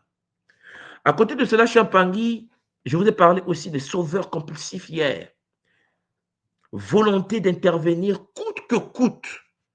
Offre d'aide non sollicitée. Création d'un système où l'autre devient dépendant de ses solutions. Lorsque quelqu'un te tient et qui ne veut pas que tu avances et qui veut que tu sois dépendant de lui, Champagny, tu es en danger. Ce sauveur autoproclamé tire son énergie du sentiment de supériorité et du contrôle subtil exercé sur la personne sauvée, tout en paraissant altruiste aux yeux du monde. Je l'ai aidé. Et vous allez voir qu'il y a une confusion identitaire, des doutes de ses propres capacités, puisque le sauveur va te dire que j'ai la solution. Alors que la tradition congolaise nous dit que la solution est en chacun de nous. Quand quelqu'un fait de sorte que tu dépends de lui, Charles Olampangui, il te dit que tu n'es pas prêt, tu ne peux pas avancer, laisse-moi te guider, laisse-moi te faire des soins, tu es là enfermé dans cette relation, tu es face à un pervers narcissique. Le sentiment d'être redevable et incapable d'autonomie, la peur irrationnelle face aux décisions importantes, l'impression constante d'être incompétent sans l'aide du sauveur. Tu as besoin du sauveur.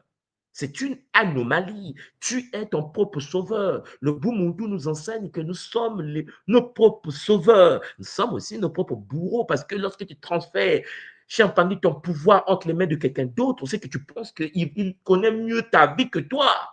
C'est une anomalie. Quelqu'un peut t'apprendre à pêcher. Quelqu'un peut te donner des outils comme le Kimundu le fait, des techniques, des relations, techniques des 21 jours, des méditations, Gataki, Kinkoko, pour que toi-même, Charles Zolampangi, tu puisses l'utiliser. Donc, il y a des choses que vous devez retenir. 5 indicateurs essentiels. Comment reconnaître concrètement qu'un lien est devenu vampire ou vampirique? Comment tu vas savoir que cette personne est devenue toxique pour moi? Les signaux d'alerte fiables vous guideront. Vous avez premièrement, cher Zolampangi, il faut toujours faire un bilan d'énergie post-interaction. Avant que tu fasses rentrer quelqu'un dans ta vie, tu dois voir comment était ton énergie avant et comment est devenue ton énergie après. C'est quelque chose qu'il faut intégrer. Donc, ton niveau d'énergie de 0 à 10 avant et après un échange. Je dois mesurer une chute de 3 points, je voulais déjà parler de ça, pour voir si tu as perdu l'énergie ou pas. La somatisation ciblée, les douleurs soudaines au plexus solaire, au niveau du 3e chakra, au niveau de la poitrine, parce que le cœur et les émotions. Juste après un message, un appel de la personne concernée, les tensions physiques traduisent le drainage énergétique. Tu sens la douleur au niveau physique. La répétition des scénarios onériques, des rêves récurrents de prison, des chaînes, des sanctions ou des symboles d'attachement qui donnent l'énergie. L'inconscient perçoit le lien toxique avant que le mental conscient puisse recevoir l'information. Il faut donc comprendre qu'à partir de là, il y a des boucles mentales qui rentrent en jeu, c'est-à-dire des pensées tournant sans cesse autour de la personne. Tu fantasmes sur la personne, tu penses à la personne, tu rêves la personne, même leur contexte ou situation qui se passe. Impossibilité de se concentrer sur autre chose que sur cette personne. Oui, cher Zolapangui, il arrive que tu es envoûté par une personne. Tu es en train de te faire vampiriser. Ton énergie est en train de se faire connecter. En regardant une émission, en regardant un film, en regardant un documentaire, celui qui regarde le simple documentaire peut dire « Ah, l'acteur là intéressant » et va chercher à regarder tous les films de l'acteur. Charles Zolampangui, le fait seulement de fantasmer sur un acteur, sur Internet, à la télé, peut t'entraîner vers une connexion avec une force astrale. Ouais. Il y a des moments où tu peux tomber amoureux ou amoureuse de quelqu'un que tu regardes à la télé. C'est pour cela que tu dois te centrer sur toi. C'est pour cela que tu dois te dire que ces outils, c'est pour mon éveil. Tu dois jamais te faire sortir tes émotions à l'extérieur pour rentrer dans la bulle de l'autre pour dire waouh. Non, c'est toi le waouh. C'est toi qui es magnifique, mon frère, ma soeur. Donc, il y a des relations qui entravent à la prospérité. Chaque fois que l'on partage un projet avec cette personne, les projets ne marchent pas. La personne est toxique. Ou bien la personne est là pour te décourager dans tes ambitions, et ainsi de suite. Voilà pourquoi il y a une dynamique psychospirituelle du drainage qui existe. Le mécanisme de vampire émotionnel opère selon un cycle en 3 temps précis, créant une dépendance énergétique. D'abord, l'appât émotionnel. Oui, il va louange excessive. Je l'ai déjà dit, hein, voilà, détresse stimulée, promesses séduisantes pour capter l'attention et susciter une réaction émotionnelle. Après, Chiampangui, il y a le hook biochimique, c'est-à-dire provocation d'une réaction chimique. L'adrénaline, le cortisone, Chiampangui, le dose s'active. Et là, ouverture du champ bioénergétique et fragilisation des défenses. Et aspiration, c'est-à-dire, il rentre dans ton champ, il puise ton énergie. Donc, en fait, le vampire te met d'abord à l'aise. Et après, dès que tu baisses tes gardes, bam, t'es frappé. Donc, comme un Pangui, il faut bien comprendre que lorsque quelqu'un te pousse à une libération de cortisol, cela fragilise l'immunité et baisse la variabilité cardiaque, facilitant en effet la prédation subtile. L'énergie subtile est en train de s'évaporer parce que le cortisol est en train d'être sécrété par la présence de cette personne, par les langages, les paroles que la personne prononce autour de toi. Donc, il faut déployer des stratégies de protection et de guérison. Il est très important de comprendre que le monde doit s'outiller. Tu dois être outillé pour restaurer la souveraineté énergétique. La question que tu dois te poser, toi qui m'écoutes, est-ce que tu disposes des techniques, des boucliers? Est-ce que tu existes sur cette planète pour subir ton existence? Ou bien tu es de ceux qui pensent et qui savent que tu dois être maître et maîtresse de ta vie, maître et maîtresse de tes propres bouclier. Tu dois être conscient que à travers toi, tes enfants, ta descendance, tes petits-enfants sont en sécurité. Oui, chers Olampangui. Alors, je vais vous parler aujourd'hui, pour terminer cette partie, de ce que nous appelons le triangle d'autonomie AAA. Oui, c'est un outil de libération très intéressant, le triangle d'autonomie. Libération énergétique qui vous permet de reprendre le pouvoir face aux vampires émotionnels et de maintenir votre souveraineté énergétique. Le triple A que vous voyez, il y a l'alignement, le premier A, l'annonce, le deuxième A, et l'action de retrait, le troisième A. Donc, il y a alignement, il y a annonce et il y a action. Déjà, il faut retenir que l'alignement, ça se fait avec 3 respirations profondes, tout simplement. La main est posée sur le cœur, et puis il y a l'affirmation. Je suis dans mon axe. En fait, il faut que tu sois toujours conscient que je suis le maître du game. Ah oui, chers dames, ça paraît simple. Mais 3 respirations de suite et que tu vocalises le mantra, chers Lampangui, ça te permet de prendre conscience que tu ne peux pas laisser ton pouvoir s'évaporer et que l'autre contrôle ce que tu es. Il y a l'annonce. Communiquer clairement la limite. Je peux t'écouter. Je te donne 15 minutes. Pas plus. Tu dois être capable de dire à l'autre devant toi. En fait, demande pas. Ok, attends. Je te donne 5 minutes. Dis-moi ce que tu veux. Oui, je suis le maître de mon temps. Je suis le maître des horloges. Quand je parle avec les gens, quand tu parles avec tes gens, tes frères, tes soeurs, tes parents, chers Pangui, c'est toi qui gères la notion du temps. C'est toi qui gères le game. Papa, je te donne 5 minutes parce que je suis occupé, je dois partir. Parce que, cher Zolampangue, il arrive que l'autre parle, et toi, tu perds la notion du temps. Et là, tu rentres dans des débats inutiles, stériles. Tu ne dois pas perdre la notion du temps. Tu dois rester maître du jeu.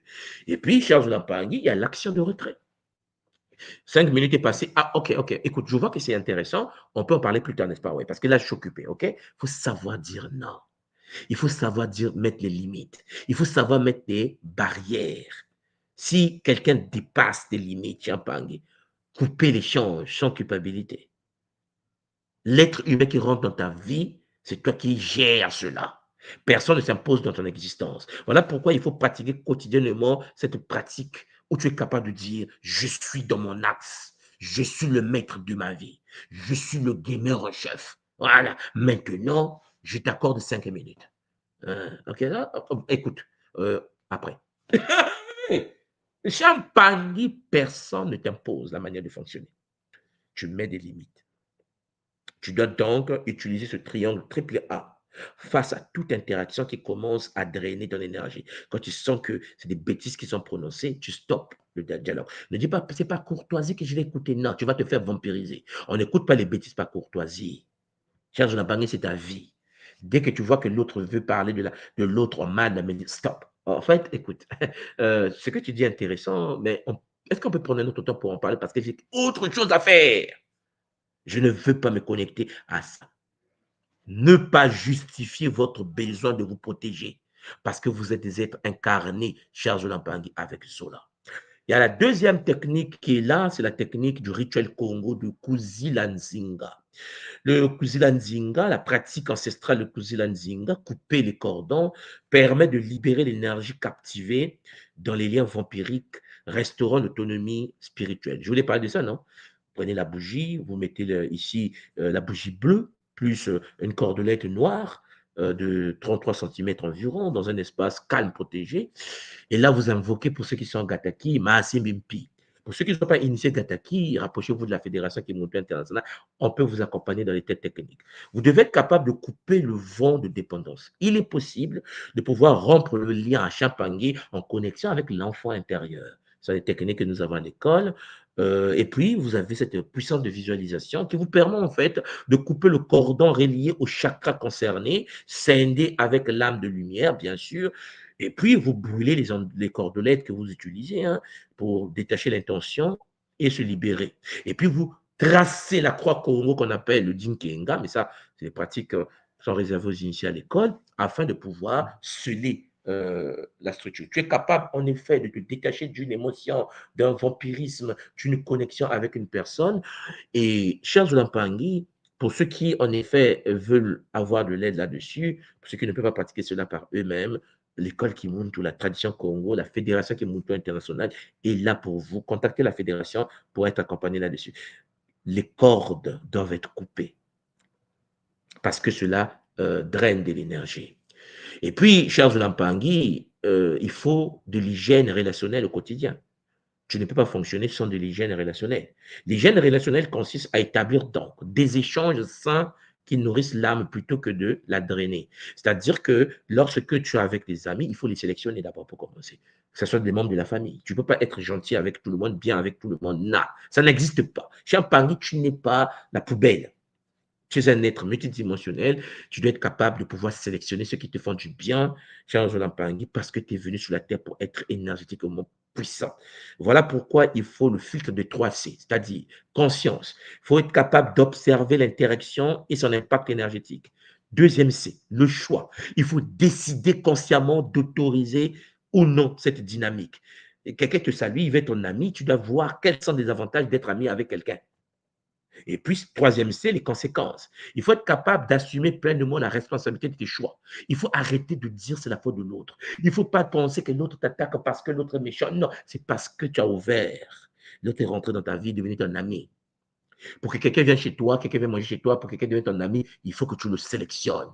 Voilà pourquoi il faut fixer un temps hebdomadaire précis dédié aux proches exigeants. Et il faut, sans culpabilité, les virer. Tu n'as pas besoin, en effet, de pouvoir subir ta propre existence. OK, l'impact.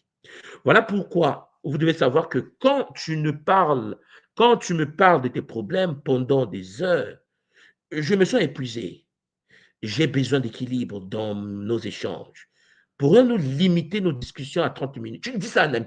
En fait, j'ai constaté que depuis que je parle avec toi, je ne me sens pas bien.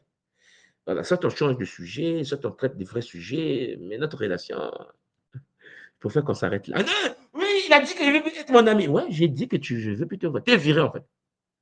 non, mais c'est pas normal. Mais qu'est-ce qui est normal, Champagne? Te laisser vampiriser par quelqu'un qui n'a pas d'hygiène relationnelle. Dans une relation, il faut voir le gain. Pour ceux qui étaient en Bretagne, vous vous souvenez, le gain. Quel est le gain de la relation? J'espère que ce petit Kaboula va vous permettre de pouvoir avoir des bases. Zola à vous, cher Zola Pangui. Demain, nous commençons une nouvelle série avec bonheur. Pour ceux qui s'intéressent à ce que nous faisons, l'école Kimuntu est là pour vous. Que les Bakoulou nous accompagnent avec détermination. Je vais remettre le plateau à Maman Simon afin de pouvoir avancer avec efficacité. Zola, Zola, Zola, Matono Mamingi Champangi. On est ensemble. Voilà. Vote Maman Simon. Matondo Mamingi Matondo. pour cet échange magnifique. C'est très pertinent, très, très pertinent. Et quand je vois les réactions d'Mpangui, il y a par exemple le point sur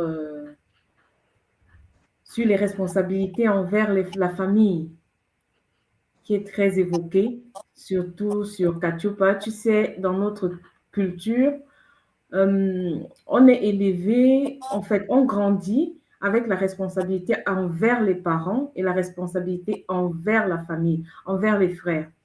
Et très souvent, donc à Kachupa, souvent, tu vois, quelqu'un a des enfants, mais il va envoyer ses enfants chez ses frères, chez ses sœurs, ou bien pour qu'ils soient éduqués, quoi. Et très souvent, c'est presque comme une obligation. Tu ne peux pas dire non, parce que quand tu dis non, c'est un problème. Ou bien quand tu grandis, quand tu commences à être indépendant, tu as la responsabilité de cadet, automatiquement. Actuellement, ça fait partie de notre culture, presque. Bon, actuellement, je vous l'ai toujours dit, hein, il existe une différence entre l'Africain avant l'esclavage et la colonisation et l'Africain après l'esclavage et la colonisation. Je vous l'ai toujours dit, nous qui sommes nés après, nous sommes mal barrés. Parce que ce n'est pas parce que l'Afrique fonctionne d'une certaine manière que c'est logique. Tout ce qui est venu après l'esclavage, cher Zolampangui, est brisé. C'est-à-dire que nous sommes brisés multidimensionnellement. C'est pour cela que lorsque une sœur met au monde un enfant et qu'elle est dans l'incapacité d'éduquer son enfant, en Afrique, comme tu as dit, les parents ont souvent tendance à envoyer leurs enfants chez celui qui a réussi, soi-disant. C'est-à-dire que l'autre. Mais on oublie une seule chose, c'est que l'autre aussi a ses propres enfants. Et je ne vais pas rentrer dans ce sujet-là parce que c'est un peu bizarre, mais je vais l'aborder quand même. Il arrive que tu envoies ta fille chez l'oncle, une fois là-bas, elle s'est fait abuser sexuellement aussi. Donc, en fait, tu penses que l'enfant va se faire éduquer, mais on va l'éduquer jusqu'à sa sexualité. Il y a parfois des abus. Le cousin, le fils de l'oncle, parfois, va abuser, ou bien l'ami de l'oncle va abuser ta fille. Et même ton petit garçon, parce que les gens pensent qu'il y a que les filles qu'on abuse, mais aussi les enfants qui sont sodomisés, les garçons. Donc, moi, je suis de ceux qui, et vous le savez bien, je vous l'ai toujours dit, il faut de la responsabilité. Il s'avère que beaucoup de gens n'ont pas de responsabilité. En fait, ils s'en foutent. Ils mettent au monde, ils envoient chez les autres. Ça devient la charge des autres. Et eux-mêmes, ils continuent leur vie à pendre les enfants. C'est dangereux. Ah oui, mais si tu refuses, c'est mal vu. Parce que tu vis par rapport à la vision des autres. Parce que tu ne sais pas dire non.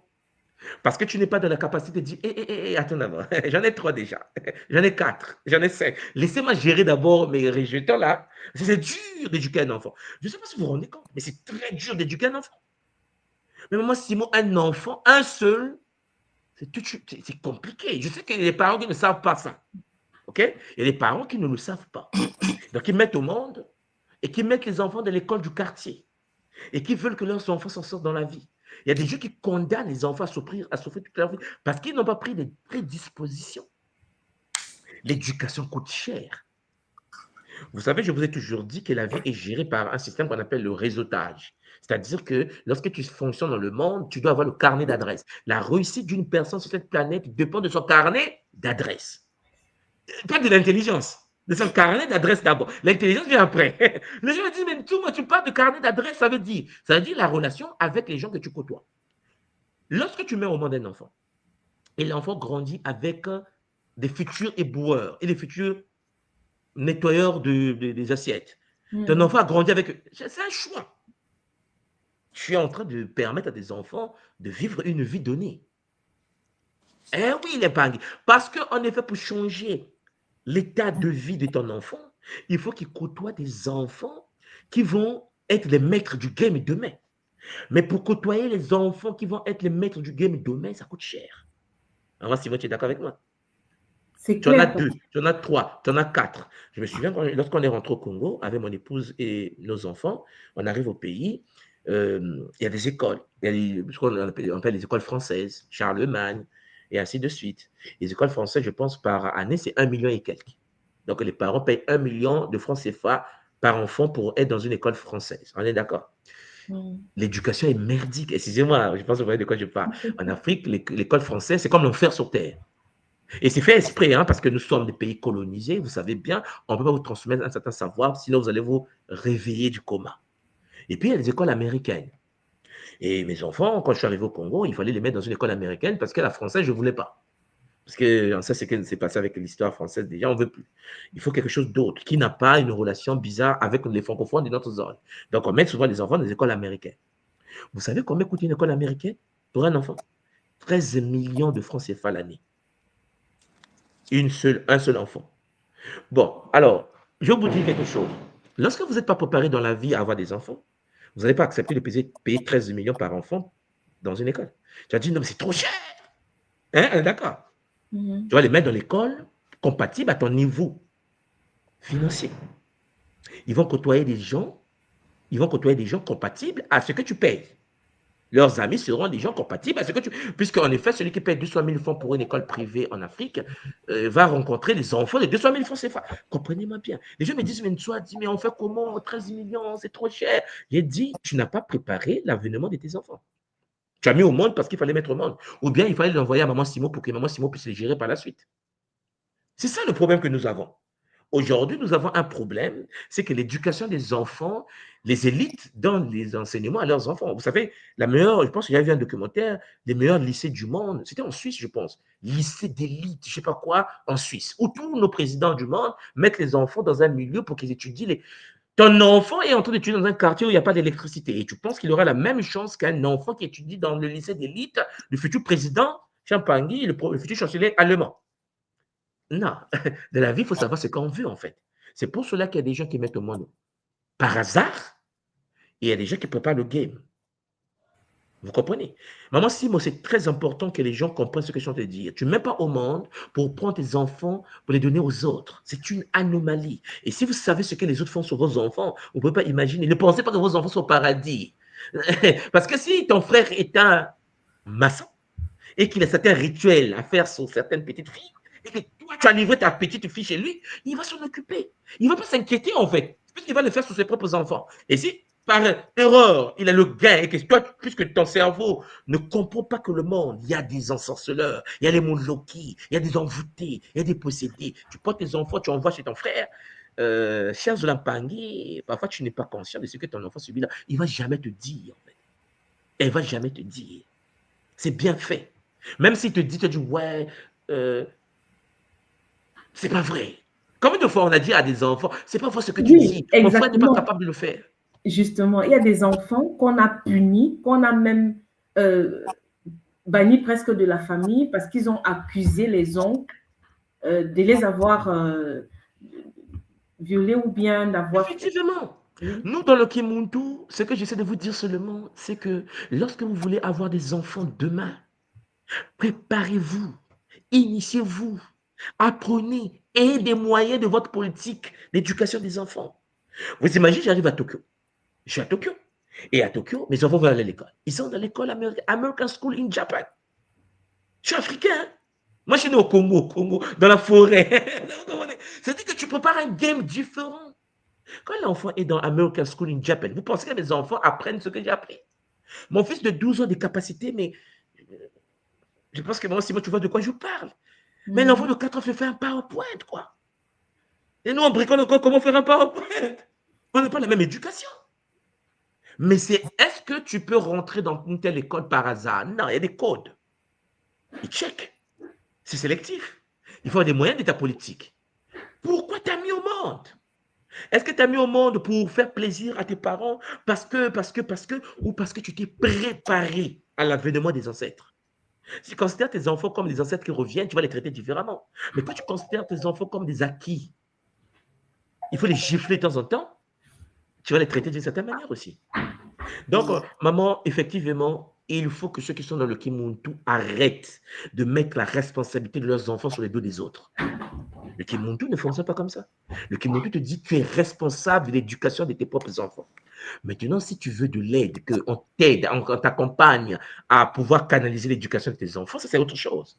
Tu peux apprendre, mon frère, ma soeur. Mais il ne faut pas tomber dans le piège de dire, je vais l'envoyer chez son oncle parce que tu ne peux pas savoir ce qui va vivre chez l'oncle. Ah oui, c'est mon frère. Ah bon. Vous savez combien d'oncles ont abusé de leur nièce? Mes chers Pani, je vous parle des... Mais vous allez pleurer ici. Il n'y a que ça, en fait. Tout est sexuel. N'oubliez pas cette partie de l'histoire. Hein? Tout est sexuel. Quand tu exposes tes enfants, les forces antagonistes, les forces astrales, les Shintaori s'en occupent. Et là, par contre, tu es au village en train de dire, mon fils est en France, en train de te faire abuser.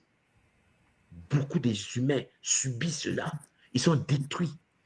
Et lorsque l'enfant est abusé par son oncle, son frère, son cousin qui l'a reçu, parce que toi, maman, mon frère, toi, mon frère, tu as mis ton enfant sur le dos de quelqu'un parce que tu es dans l'incapacité de l'éduquer, parce que tu n'as pas les moyens financiers. Pourquoi tu n'apprends pas comment on fait pour avoir les moyens financiers? Pourquoi tu n'apprends pas comment faire pour être libre financièrement?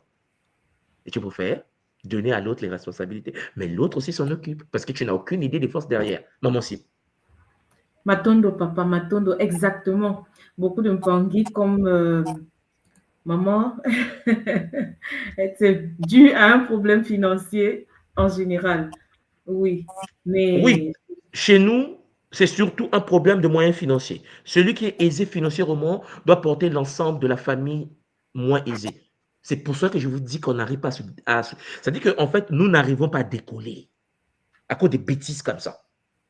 En fait, bêtises pourquoi? Parce qu'on se dit ceci, quand tu es financièrement stable, tu dois financièrement financer les autres. Éduque-les, aide-les à avancer. Pour ceux qui ont écouté mes enseignements sur Mbongo, vous savez bien que donner de l'argent à quelqu'un, c'est tuer la personne. S'il n'y a pas une contrepartie énergétique. exactement. Donc, en fait, il y a des gens qui ont des moyens, qui ne veulent pas que les autres puissent s'épanouir dans leur famille pour rester les seuls piliers de la famille. Il y a des gens comme ça. Hein. C'est-à-dire que c'est le brosse de la famille. Il y a des moyens. Il va vous donner de l'argent, mais c'est pour autant que vous soyez autonome. Le but, c'est de rendre des gens autonomes. Vous savez, cher Pani, aider quelqu'un, c'est le rendre autonome. Aider la personne, ce n'est pas le donner, le donner, le donner. Aider la personne, c'est le rendre autonome. Est-ce que tu rends les membres de ta famille autonomes? Est-ce que ta famille, est-ce que tu donnes des cours d'éducation financière aux membres de ta famille? Alors, je pense que Marilène qui a écrit cette thèse, je sais que c'est chaud pour nous qui sommes les premiers fils, les premières filles. Mais il arrive que, maman Marilène, tu fais asseoir tes frères et sœurs, tu leur donnes les cours d'économie financière, de gestion de budget. Est-ce que vous prenez le temps, vous qui avez la potentialité de comprendre les enjeux, de dire à asseyez-vous, je vous explique comment gérer l'argent? Non.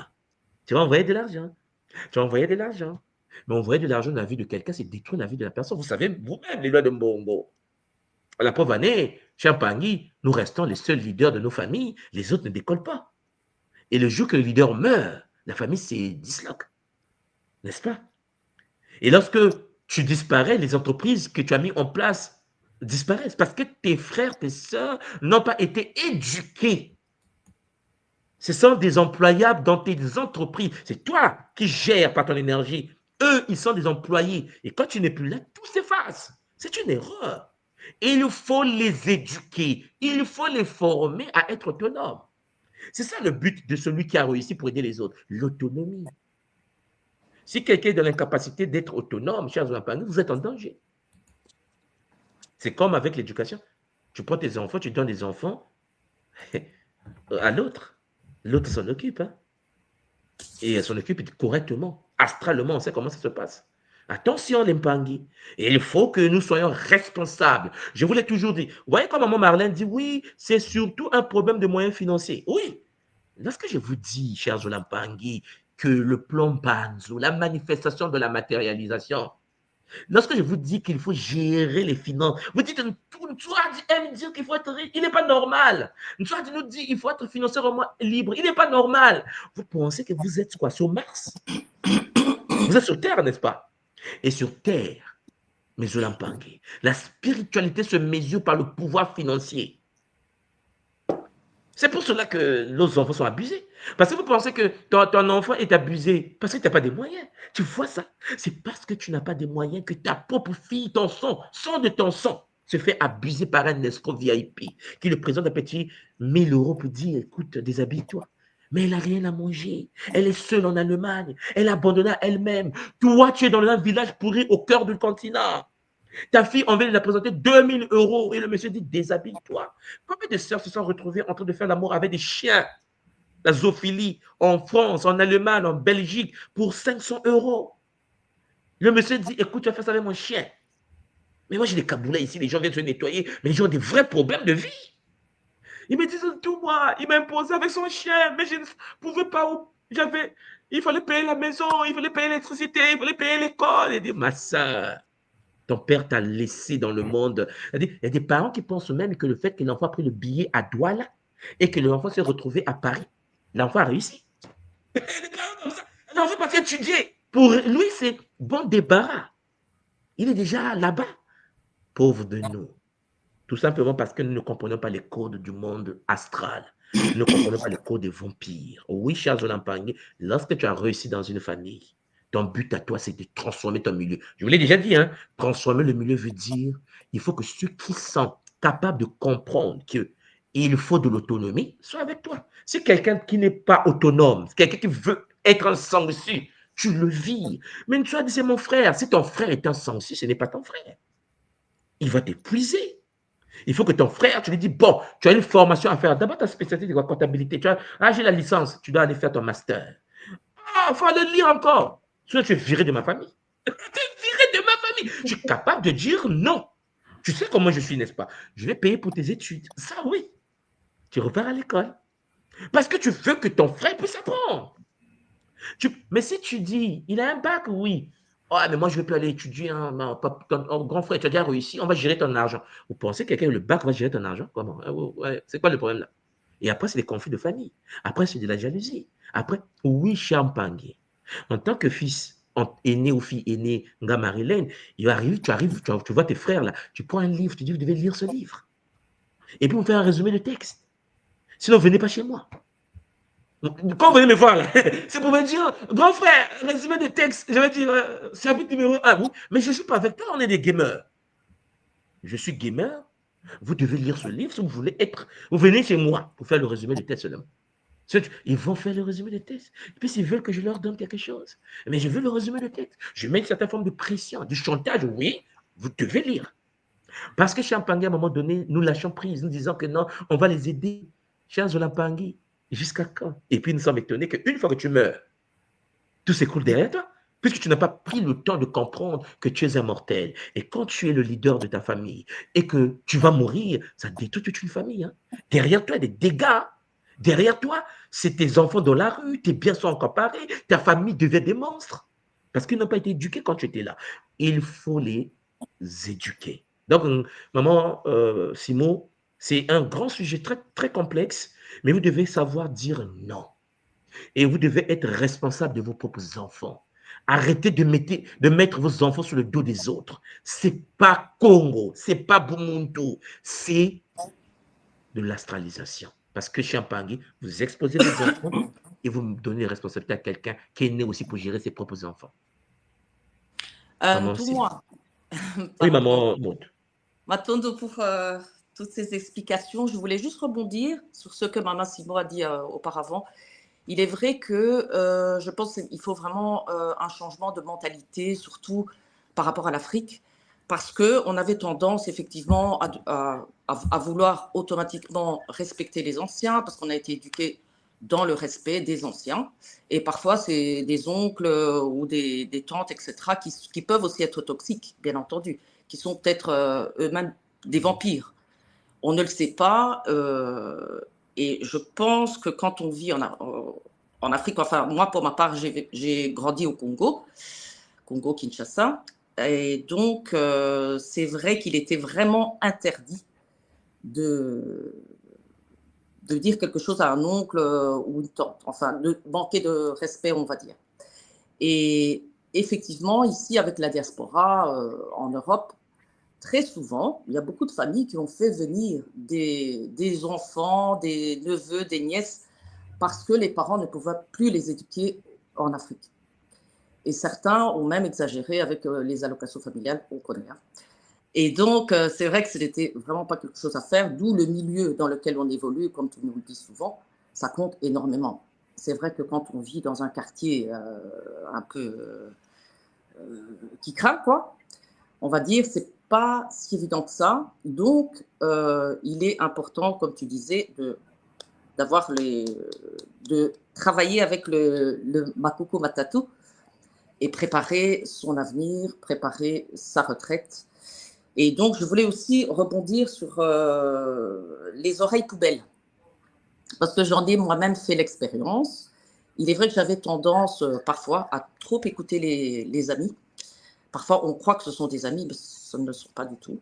Les gens sont jaloux, envieux, et donc on se retrouve finalement à encaisser. On est comme des éponges, on encaisse, et finalement, on ne se rend pas compte qu'on est vraiment vampirisé à un moment donné. Donc, voilà, je voulais tout simplement rebondir là-dessus. Et comment faire pour se protéger de cela? Est-ce qu'il y a un soin que l'école peut proposer? Oui, effectivement, il y a des protocoles, il y a des soins totems, il y a des boucliers Kimbazi que l'on peut avoir pour te permettre de ne pas être victime des années poubelles, hein. C'est-à-dire que Mhm. tu te détaches de cela, couper des liens énergétiques. Oui, maman. Je vais en parler dans des séries qui arrivent. Vous allez voir, il y a beaucoup de choses que je vais parler. On va parler des Gataki, on va revenir sur des soins. Mais j'aimerais rebondir au moment Maud, tout ce que tu viens de dire sur la famille. Et donc, Mhm. les parents qui sont partis en Belgique ou en France vont chercher à prendre les enfants des autres qui sont restés en Afrique parce qu'ils se disent que là-bas, ils ne sont pas bien éduqués, il y a un dérapage, donc il faut les amener à Bruxelles pour bien les éduquer.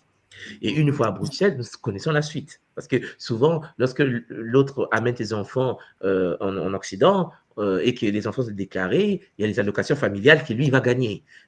Et l'enfant, parfois, l'éducation de l'enfant, il s'en fout puisqu'il passe tout son temps à travailler. Vous avez constaté que nos parents, nos familles dans les pays en Occident passent tout leur temps. Le matin, ils sont au boulot, ils rentrent à 22h, ils ont 3-4 boulots. Les enfants restent devant l'écran de télé. Je pense pas que ça, c'est de l'éducation. Donc, en gros, on les enlève dans la boue, comme on dit, hein, ils fuient la pluie, ils tombent dans l'océan. Parce Oui. que je pense que vous avez constaté par vous-même que la majorité des enfants, et je vais le dire puisqu'on est passé par là, la majorité des enfants africains qui ont grandi en Occident, je dis bien, c'est-à-dire que les enfants qui sont nés parfois en Occident ou qui ont grandi en Occident ont des déficits que ceux qui ont grandi en Afrique n'ont pas. Lorsque vous allez à l'université, moi je me souviens quand je suis arrivé à l'université en France, on avait des amis africains grandis en France, ceux qui sont nés en France, parce que nous sommes partis chercher des doctorats, des PhD en physique, en économie, la finance de marché, analyse de risque, et les gens étaient incapables de valider une licence. Moi, je me posais la question, mais tu es né ici, n'est-ce pas, oui? Tu as des parents ici, n'est-ce pas, oui? Pourquoi tu as échoué? Mais c'est pas ton problème. Mais il y avait des amis qui venaient du Cameroun, nos majors de promotion. Quelqu'un vient de Douala, il est fâché avec la. Quand il est arrivé en France, il est major de promotion, quoi. Et pourtant, celui qui est né sur le terrain n'arrive pas à valider. C'est très difficile de voir les enfants qui ont grandi sur le territoire occidental, sauf si vous avez des parents qui canalisent les enfants. Ça demande des parents très intelligents en Occident pour que les enfants s'en sortent. Vous voyez la différence? Et pourtant, on nous a fait comprendre qu'une fois que tu es en Occident, tes enfants vont réussir automatiquement. Et si vous vérifiez la majorité des Noirs en Europe, que ce soit en Allemagne, que ce soit en France, que ce soit en Italie, qui ont fini leurs études universitaires, ce sont ceux qui sont venus directement d'Afrique. Grand. La majorité. Tu viens, tu as déjà grandi, tu as une licence, tu arrives, et puis il est déjà structuré, il sait ce qu'il veut. La majorité de nos amis qui sont nés sur le terrain ont du mal à finir la vie, ont du mal à maîtriser le game, ont des problèmes de finances. La preuve en est, lorsque nous finissons les études, peut-être que les jeunes ne se rendent pas compte, nous rentrons chez nous. Beaucoup des Africains qui finissent les études en Occident rentrent chez eux. Et nous avons des postes de responsabilité. C'est-à-dire qu'en fait, vous savez, il y a le mythe qui dit que non, l'Africain, il ne veut pas rentrer chez lui. C'est faux, hein? C'est faux. C'est-à-dire qu'en fait, nous allons atteindre 1 milliard, 2 milliards de personnes sur le continent. D'ici 2050, là-bas, la majorité des intellectuels africains qui finissent en Afrique, en Occident, en Asie, rentrent chez eux. Et quand vous rentrez aujourd'hui au Congo, dans mon petit pays, le Congo, quand vous partez à Kinshasa, maman, les postes de responsabilité, c'est des jeunes. 40 ans, 35 ans, des postes de responsabilité. Les ministres à Kinshasa, les ministres au Gabon, les ministres, la majorité des hommes d'affaires de chez nous, c'est des jeunes qui ont étudié en Occident. Et ils sont repartis chez eux. Il est vrai qu'on avait tendance à nous faire croire qu'au Congo, par exemple, on ne pouvait pas avoir des diplômes valables. Quelqu'un qui arrivait du Congo avec un certain diplôme devait évidemment faire des équivalences pour se mettre plus ou moins à niveau, que ce soit au Luxembourg, en Belgique, en France. Donc, c'est pas si évident, mais à l'heure actuelle, je constate que la tendance est en train de s'inverser. Non, ils Parce s'en que je sortent. connais même des jeunes de Hum. Bruxelles, j'ai un jeune comme ça de Bruxelles qui me disait, mais non, moi je veux faire une partie de mes études à l'ULB par exemple, donc à Bruxelles, l'Université Université libre libre de Bruxelles. de Bruxelles, mais il n'avait pas envie de terminer tout le cursus en fait, tout son doctorat ou que sais-je. Il avait vraiment envie de faire les 2 dernières années à Lubumbashi ou à Kinshasa. Parce qu'il me disait non, moi je veux vraiment avoir une empreinte du pays, voilà. Mais Et je bien trouve ça pas sûr, mal. maman. Je trouve ça Mais extraordinaire. attendez, les députés de chez nous, ce sont des jeunes qui sont partis étudier, qui sont revenus. En fait, les gens ont une mauvaise vision de l'Afrique. Les gens pensent qu'en Afrique, il n'y a que des vieux. Mm. Non. Les gens comme Maman Simou, qui sont des ingénieurs, et elle a son entreprise. Elle a des entreprises au Cameroun. C'est-à-dire qu'elle a étudié, elle est partie, elle a créé son entreprise chez elle. C'est ça que beaucoup ne comprennent pas. Mais c'est dû au fait qu'il y a une certaine forme d'éducation que l'on reçoit en Afrique qui fait que quand tu sortes, tu sais ce que tu veux. La majorité des nôtres, quand nous sortons, nous savons ce que nous voulons. Et, chers Paris, la famille est d'une importance capitale. Un enfant qui grandit dans une famille équilibrée sera équilibré. Vous voyez ce que je suis en train de dire? Or, souvent, certains parents n'intègrent pas cela et donc, dans les responsabilités, transfèrent leurs responsabilités aux cousins, aux frères, soi-disant qui ont réussi. Et eux, ils continuent à courir derrière les petites filles ou faire le désordre. Chers Paris, c'est une anomalie. La majorité des intellectuels africains aujourd'hui, si vous vérifiez, leurs parents étaient pauvres. Parce qu'on dit oui, c'est parce qu'ils sont pauvres. Mais vérifiez, nos présidents. Si vous voyez le président camerounais Paul Biya, vous regardez son histoire, vous allez voir que c'est compliqué. Les gens n'étaient pas ce que vous pensez. Ils n'étaient pas des gens qui étaient riches à un niveau où. Non, c'est des gens, des paysans qui ont pris le pouvoir sur le continent. Oui. Donc, arrêtons de se plaindre sur manque d'argent. Le manque d'argent, je vous l'ai toujours dit, c'est un problème d'éducation. Si tu veux t'éduquer, forme-toi. Et la volonté de te former. Une fois que tu es formé, l'argent est accessible à tout le monde. C'est une énergie. Les gens ne font pas des miracles. Ils apprennent. Certains veulent que ça tombe du ciel. Et lorsqu'ils ne veulent pas travailler parce qu'il y a une certaine forme de fainéantisme, il faut un transfert émotionnel, c'est la faute de l'autre. Je n'ai pas réussi, c'est la faute de l'autre. Attention, j'ai toujours dit aux gens, nous on a vécu des guerres des enfants soldats. Moi, tu connais toi-même ce qui se passe chez nous au Congo, que ce sont les deux Congos. Et à partir de là, les gens s'en sortent. Donc, quelqu'un qui est né à Paris, grandi à Paris, et qui me dit oui, c'est trop dur. Je dis, mais tu as un problème, je suis né au Congo. Donc, si moi je suis né au Cameroun et que je viens chez toi, j'ai un PhD et j'enseigne à l'université et que j'ai une entreprise et que je suis diplomate et que toi tu es né, il n'y a pas de guerre, il n'y a rien. C'est un problème parce que maman pensait que vivre en France seulement, c'est une réussite. C'est faux. Il y a des gens qui pensent que vivre en Allemagne seulement, c'est une réussite. Ah non, il est à Berlin, il a réussi. Non, l'éducation. Et l'éducation coûte cher. Vous pensez que les élites occidentales vont vous donner leur éducation? Non, non. Vous comprenez qu'en gros, tu vis dans un banlieue, les bannis de la société, hein, et on te donne une éducation du quartier pour te canaliser quelque part dans un quartier donné. Tu as gagné le SMIC, 4 000 € par mois, et tu penses que tu as réussi. C'est une anomalie. C'est pour cela que la sorcellerie, les vampires, ce n'est pas un problème seulement d'initier. C'est aussi le fait d'abandonner l'éducation de ses enfants. Et penser que le fait de les envoyer chez l'un qui vit à Paris, c'est une réussite. Mais si vous savez ce que vos enfants vivent de l'autre côté, vous serez choqués. C'est ça ce que j'essaie de vous dire. Devenons responsables de nos actes. Prenez le temps de canaliser les nôtres. Si tu ne peux pas gérer un enfant, ne mets pas au monde encore. Prépare cela. Prépare-toi, ma soeur. Il y a des femmes qui n'ont pas cette partie féminine là, voilà, côté maternel, où l'enfant pleure la nuit, elle ne se réveille pas, c'est pas son problème, mais elle a mis au monde quand même. C'est toxique. Ça se prépare, tout se prépare. Et des boucliers, faites-vous initier, et des moyens avant de tomber enceinte, avant de penser enfant. Sinon, vous serez comme des parents que je connais à Paris qui vont prendre le SMIC pour construire leur petite maison en Afrique pour traumatiser les villageois. Les enfants subissent la méiose à la maison. C'est ça que vous devez savoir. Maman Maud, lorsqu'on est en Occident et qu'on a un enfant comme les nôtres, parce que je voulais te dire, nous sommes faits de neuromélanine et notre structure bioénergétique fait qu'on a beaucoup d'énergie. Et dans le système occidental, souvent notre énergie est considérée comme TDAH. Beaucoup de nos Oui. enfants ne sont pas malades, mais puisque le système a décidé qu'un enfant à potentialité comme ça est malade, vous voyez le danger. Il s'avère que si tu prends un enfant qui a beaucoup d'énergie et que tu le mets dans le sport, lecture, arts martiaux et tout, l'enfant n'est pas malade.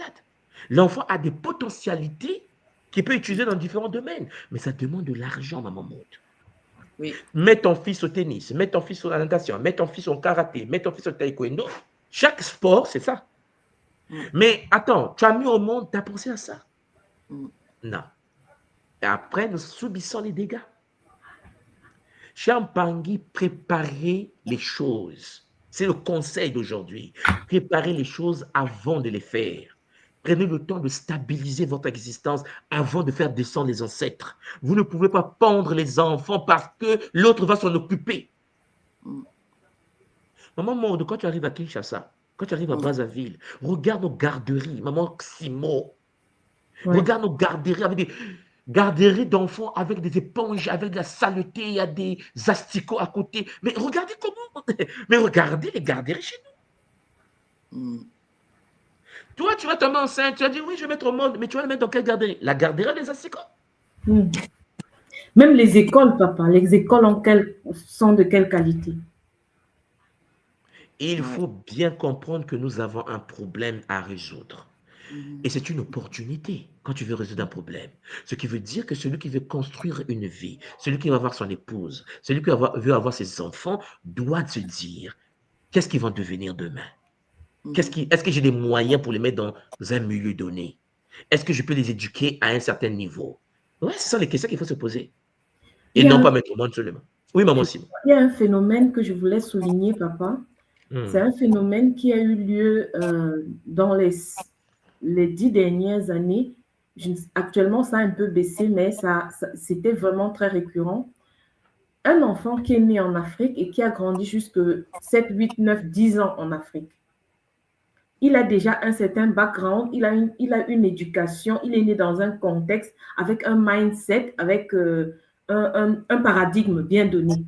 On le transfère dans un nouveau paradigme en Europe, où en Europe, on lui dit qu'il est libre, il a cette liberté, tu vois. Et quand il arrive ici, c'est un autre contexte.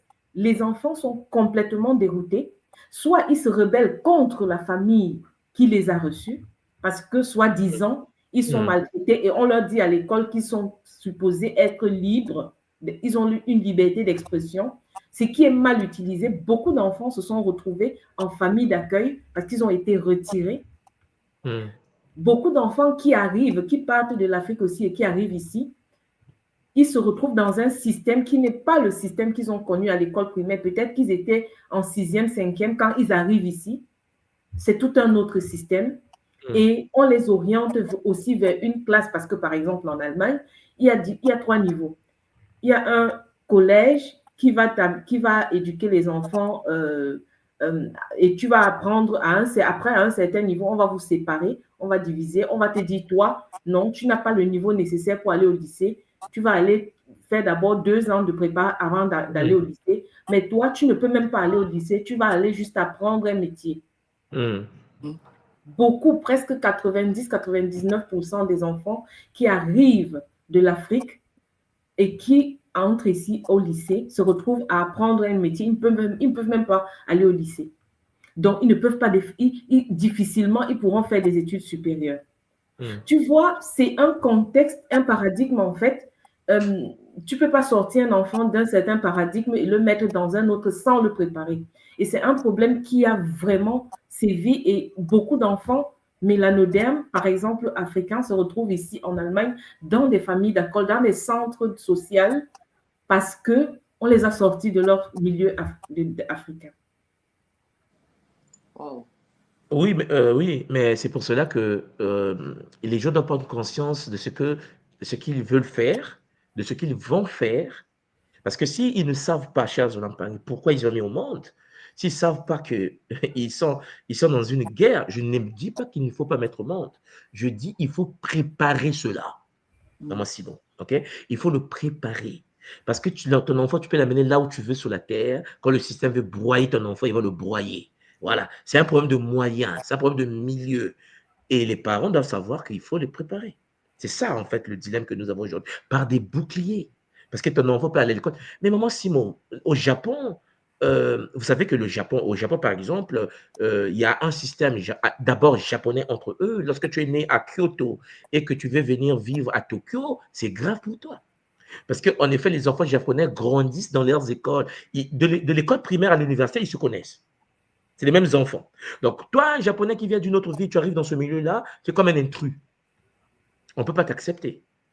Et d'où les injures, ils ont des injures toxiques au Japon où ça pousse l'enfant au suicide. Ils ont un harcèlement électronique chez eux. Donc l'enfant se suicide, le taux de suicide au Japon est très élevé au niveau des écoles, lycées, collèges, les universités.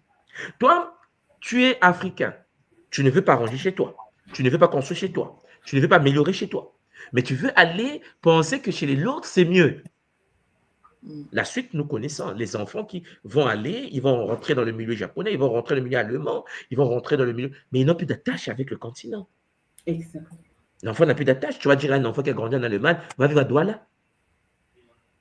Maintenant, imaginons un instant qu'une personne comme Ngassimo qui a évolué en Allemagne et qui est ingénieur, qui repart au Cameroun, qui construit des structures adaptées pour que les enfants puissent avoir un standard d'éducation. Mais c'est ça le but de notre existence. Notre but à nous, c'est d'améliorer aussi là où nous sommes nés, là où nous sommes incarnés. C'est ça que je vous dis tous les jours. Parce que les enfants qui sont là-bas, tout le monde ne pourra pas sortir. Mais ceux qui sortent, et je vous l'assure à 100%, ne sont pas équilibrés. Ceux qui sont nés à l'étranger ne sont pas tous équilibrés. Je vous assure, il y a des déficits. C'est compliqué. La non-maîtrise de la langue du terrain, la discrimination dans le pays d'accueil. Ah, nous savons ce qui se passe. Le fait que l'enfant a grandi dans un milieu parfois où l'enseignant est raciste. Vous avez déjà vu un enseignant raciste face à un enfant? L'enfant est désintégré. Mais l'enfant n'a plus de pied en Afrique ni de pied en Europe parce qu'on ne conçoit pas allemand, en fait. Maman Simon. Elle est allemande, elle est née en Allemagne, mais on ne conçoit pas qu'elle est allemande. Donc, il y a des petits mots comme ça. L'enfant rentre en pleurant. On m'a dit que je ne suis pas jolie, on m'a dit que je pue, on m'a dit des choses comme ça. Toute la vie de l'enfant est traumatisée. Vous voulez qu'un traumatisé donne une civilisation équilibrée? Et pourtant, c'est dans les pays des Occidentaux. Non. Et en plus, comme tu le sais, tu l'as dit tout à l'heure, il y a des voies. Ça, c'est la voie des élites. La voie du milieu. On va dire que non, pour rentrer, il faut 1 million d'euros l'année. Tu as même 100 000 euros pour avoir, c'est un combat d'une année. Donc, déjà, le système est fait de sorte que ton enfant n'aura pas accès aux connaissances du système. Et donc, il va rester un simple employable. Ah, il est bon en mathématiques. Ah, mon enfant est majeur. Il va se retrouver dans une banque à travailler pour celui qui a un petit... voilà, pour l'autre. Il faut des boucliers, mais il faut arranger chez nous. Maman Maude. Oui. Il faut vraiment, si vous n'êtes pas enseignant, mettez vos moyens en place pour que les enseignants travaillent. Il faut d'une éducation. Et puis, l'éducation privée chez nous n'est pas interdite. Vous savez ça, hein? Quand tu arrives à Kinshasa, tu veux ouvrir ton école, tu l'ouvres. Quand tu arrives au Cameroun, tu veux ouvrir ton école, tu l'ouvres. Mais nous ne comprenons pas que c'est l'éducation, seulement l'éducation qui va libérer notre peuple. Ce n'est pas de notre faute. Nous ne sommes pas éduqués. Et quand quelqu'un n'est pas éduqué, qui rencontre un Allemand éduqué, moi, si moi, tu connais, c'est quoi un Allemand éduqué? Ouais. Il te regarde avec, il t'a dit que il te voit comme une fourmi. Mais chez Paris, vous n'avez jamais vu un Japonais éduqué. Un Japonais éduqué te voit comme un déchet. Un Japonais déjà voit un Chinois comme un déchet. Donc quand il voit un Noir, il dit... Bon. Il dit comment il va parler avec toi? Parce qu'il est éduqué. Certains me disent, mais tout le monde, comment tu dis ça éduqué? Ils sont éduqués. Ouais. Et quand tu es avec eux, tu comprends qu'en fait, tu as des déficits. Oui, il y a des classes sociales, ça c'est clair. Oui, Aujourd'hui, on n'en parle pas en Europe, il y a des classes sociales, c'est clair, c'est bien défini. Oui. Tu dis, c'est pas possible, mais attends, mais j'ai étudié, j'ai un PhD, mais en fait, je suis bête. J'ai des lacunes, j'ai des difficultés. Oui, parce que tu croises un Japonais éduqué. Maman Simon, il est assis, même son regard n'est pas un regard normal. Tu dis, oh, mais en fait, nous, on est quoi exactement? Non, nous sommes des bébés. Bon, il ne peut pas tous nous tuer, donc... Bon, apprenez-les à lire et écrire, ok? C'est bon? Il peut lire et écrire, ouais, c'est bon. Mais on n'a pas conscience que les autres s'organisent. Ça demande donc une certaine forme d'organisation chez nous. Ça ne sera pas facile. Certains me disent, oui, tout moi, quand tu fais ça, tu es attaqué par les... Mais je vous l'ai déjà dit, ça ne sera pas facile. Il y aura des gens qui vont ne pas vouloir qu'ils soient éduqués. Il y aura des gens qui vont détester le fait que tu parles d'éducation dans ton propre pays. Mais il faut que tu puisses avoir une posture sociale. C'est ça, en fait. Il est vrai que des fois, pardon, oui, Thomas, Parfois, les gens de la diaspora, de plus en plus, j'en connais quelques-uns dans mon entourage, qui ont tendance maintenant à retourner au pays. Bon, je parle principalement du Congo, que je connais le mieux. Et donc, ce que je trouve intéressant toujours, quand on commence à aller faire un business, parce qu'il y en a, ils sont toujours dans les business, mais on ne sait pas quel business parfois. Et voilà, ce qui est très à la mode, c'est l'immobilier, ouvrir un hôtel, des guest house, des choses comme ça. Mais ce que je trouve qu'on devrait pratiquement imposer, c'est au moins faire un projet social. Je trouve qu'on est vraiment en manque de cela. Donc, comme Maman Simo l'a dit et comme tu l'as soulevé tout à l'heure, c'est par rapport à l'éducation des enfants, de un. Aussi ouvrir, par exemple, des maternités. Parce que les femmes, chez nous, elles souffrent quand elles doivent aller accoucher, des femmes qui vivent dans des coins reculés, là. Et aussi, je vais donner l'exemple de Kolwezi, où moi, je suis née. Eh bien, il y a pas mal de Chinois, vous savez, qui exploitent les mines, etc. Et donc, eux, ils n'en ont rien à faire d'aller déverser maintenant tous les déchets dans les eaux des rivières, des lacs, etc. Sans penser que, bien entendu, les villageois qui vivent dans ces coins-là n'ont premièrement pas d'eau potable. Il est très rare de trouver des puits qui ont été creusés dans les coins, etc. Et donc, malheureusement, les femmes qui accouchent à l'heure actuelle, c'est souvent ils accouchent d'enfants handicapés qui ont des becs de lièvre et ce genre de choses. Donc, je me disais, ce qui est terrible chez nous à voir, c'est aussi tout ce qui concerne, comment dire, le côté, donc maternité, comme je disais, mais tout ce qui est hospitalisation, etc., les frais d'hôpitaux, par exemple. Donc, ça, c'est terrible. Quand tu n'as pas $5, tu ne peux pas te faire soigner. Terrible. Et ça, je trouve qu'effectivement, donc pour en revenir, je vais revenir au sujet, mais voilà, établir des projets sociaux, c'est plus que nécessaire. Hein, donc au niveau éducation des enfants et aussi hôpitaux, par exemple, hein, donc des petits dispensaires et des choses du genre, et effectivement revenir à l'éducation. Et je crois aussi que les enfants qui naissent en Afrique en général, parce qu'on voit la misère au quotidien, il y a des tas de gens qui se font empoisonner, il y a à chaque fois des morts, etc. C'est vraiment sous les yeux, tous les jours. Il y a des gens, des familles qui mangent parfois un jour sur deux. Ils font manger leurs enfants. Moi, je connais des familles comme ça, où ils se disent, il y a par exemple 11 enfants, il y en a 5 qui mangent aujourd'hui et les 5 autres, c'est demain. Oui. Pas de délestage. Oui. Et or que quand on est chez nous, moi, je me souviens encore qu'à l'époque, j'envoyais un dictionnaire à mon frère. Il était super content parce qu'il avait reçu un dictionnaire. Or que chez nous, les enfants, c'était des PlayStation, des choses du genre. Et encore, ils n'étaient pas contents parce qu'ils voulaient toujours le dernier modèle. Donc, c'est pas évident à faire changer les mentalités, effectivement. Et je trouve que les enfants qui naissent en Afrique et qui grandissent en Afrique, malgré qu'ils sont parfois issus de milieux très défavorisés, mais ils réussissent très, très bien. Effectivement. Ouais. Parce qu'il y a un cadre qui est là, comme dit Maman Simon, il y a un cadre dans nos villages qui nous protège, qui nous sécurise. Et on n'est pas conscient parfois de ça. C'est pour cela que, Maman Maud, je vous dis souvent, le but de la vie d'une personne est de manifester sa divinité dans le milieu où il s'est incarné. Oui. Maman, tu es née au pays, tu as grandi au pays, tu es parti à l'étranger. Quel est l'impact de Maman Maud dans son milieu? Tu n'as pas besoin de changer toute la RDC, là, ce n'est pas ton boulot, là. Bien sûr. Mais quel est l'impact de Maman Simo dans son village? C'est-à-dire que, en fait, tu seras combattu, mais tu seras toujours combattu. C'est le but du jeu. Hein. Tout à fait. Le but du jeu, c'est que tu seras combattu. Et alors? Bon. Mais il faut que tu déploies ton énergie pour que ceux qui veulent te combattre comprennent que tu n'es pas n'importe qui. Je vous prends un exemple. Imaginons un instant que tous les Mpangui, tous les frères et toutes les soeurs qui sont sortis du pays, de la RDC, repartent pour avoir un seul hectare agricole de maïs, d'arachide. Pas pour le business. Un petit hectare. C'est-à-dire qu'une philosophie de vie. C'est-à-dire qu'on dit, toute la diaspora RDC, nous tous, nous avons des terres. Nous venons de là-bas. Tout le monde est un village. Imaginons un instant, on dit, écoutez, loi numéro 1, la diaspora, chacun rentre dans les vacances, allez faire 1 hectare de plantation, de ton choix. Maïs, arachide, pamplemousse, banane, je ne sais pas quoi. Chacun rentre chez lui dans son propre village pour faire un seul hectare, pas 20, pas 1 million, un seul hectare. Le problème de faim est fini en 2 secondes. Absolument. Nous sommes comme dans un coma. En fait, on se dit, les gens n'ont rien à manger parce qu'on se dit, ils sont pas de ma famille. Mm. C'est leur famille. Là, je connais quelqu'un dans la famille là-bas où ils mangent par délestage. C'est ce qui se passe au pays. Parce qu'on se dit que dans ma famille, moi j'ai amené tout le monde en Belgique, j'ai amené tout le monde au Luxembourg, je n'ai plus personne sur le terrain, je m'en fous. Mm. Mais une fois arrivé au Luxembourg, on voit la vie des gens, c'est les dépressions, c'est les enfants des familles d'accueil, on connaît bien la vie que nous avons en Occident. Tout le monde n'est pas waouh, waouh. Mm. Mais celui qui est resté sur le territoire subit. Et toi, tu es né là-bas. Quel est ton impact dans la vie de ces gens? Mm.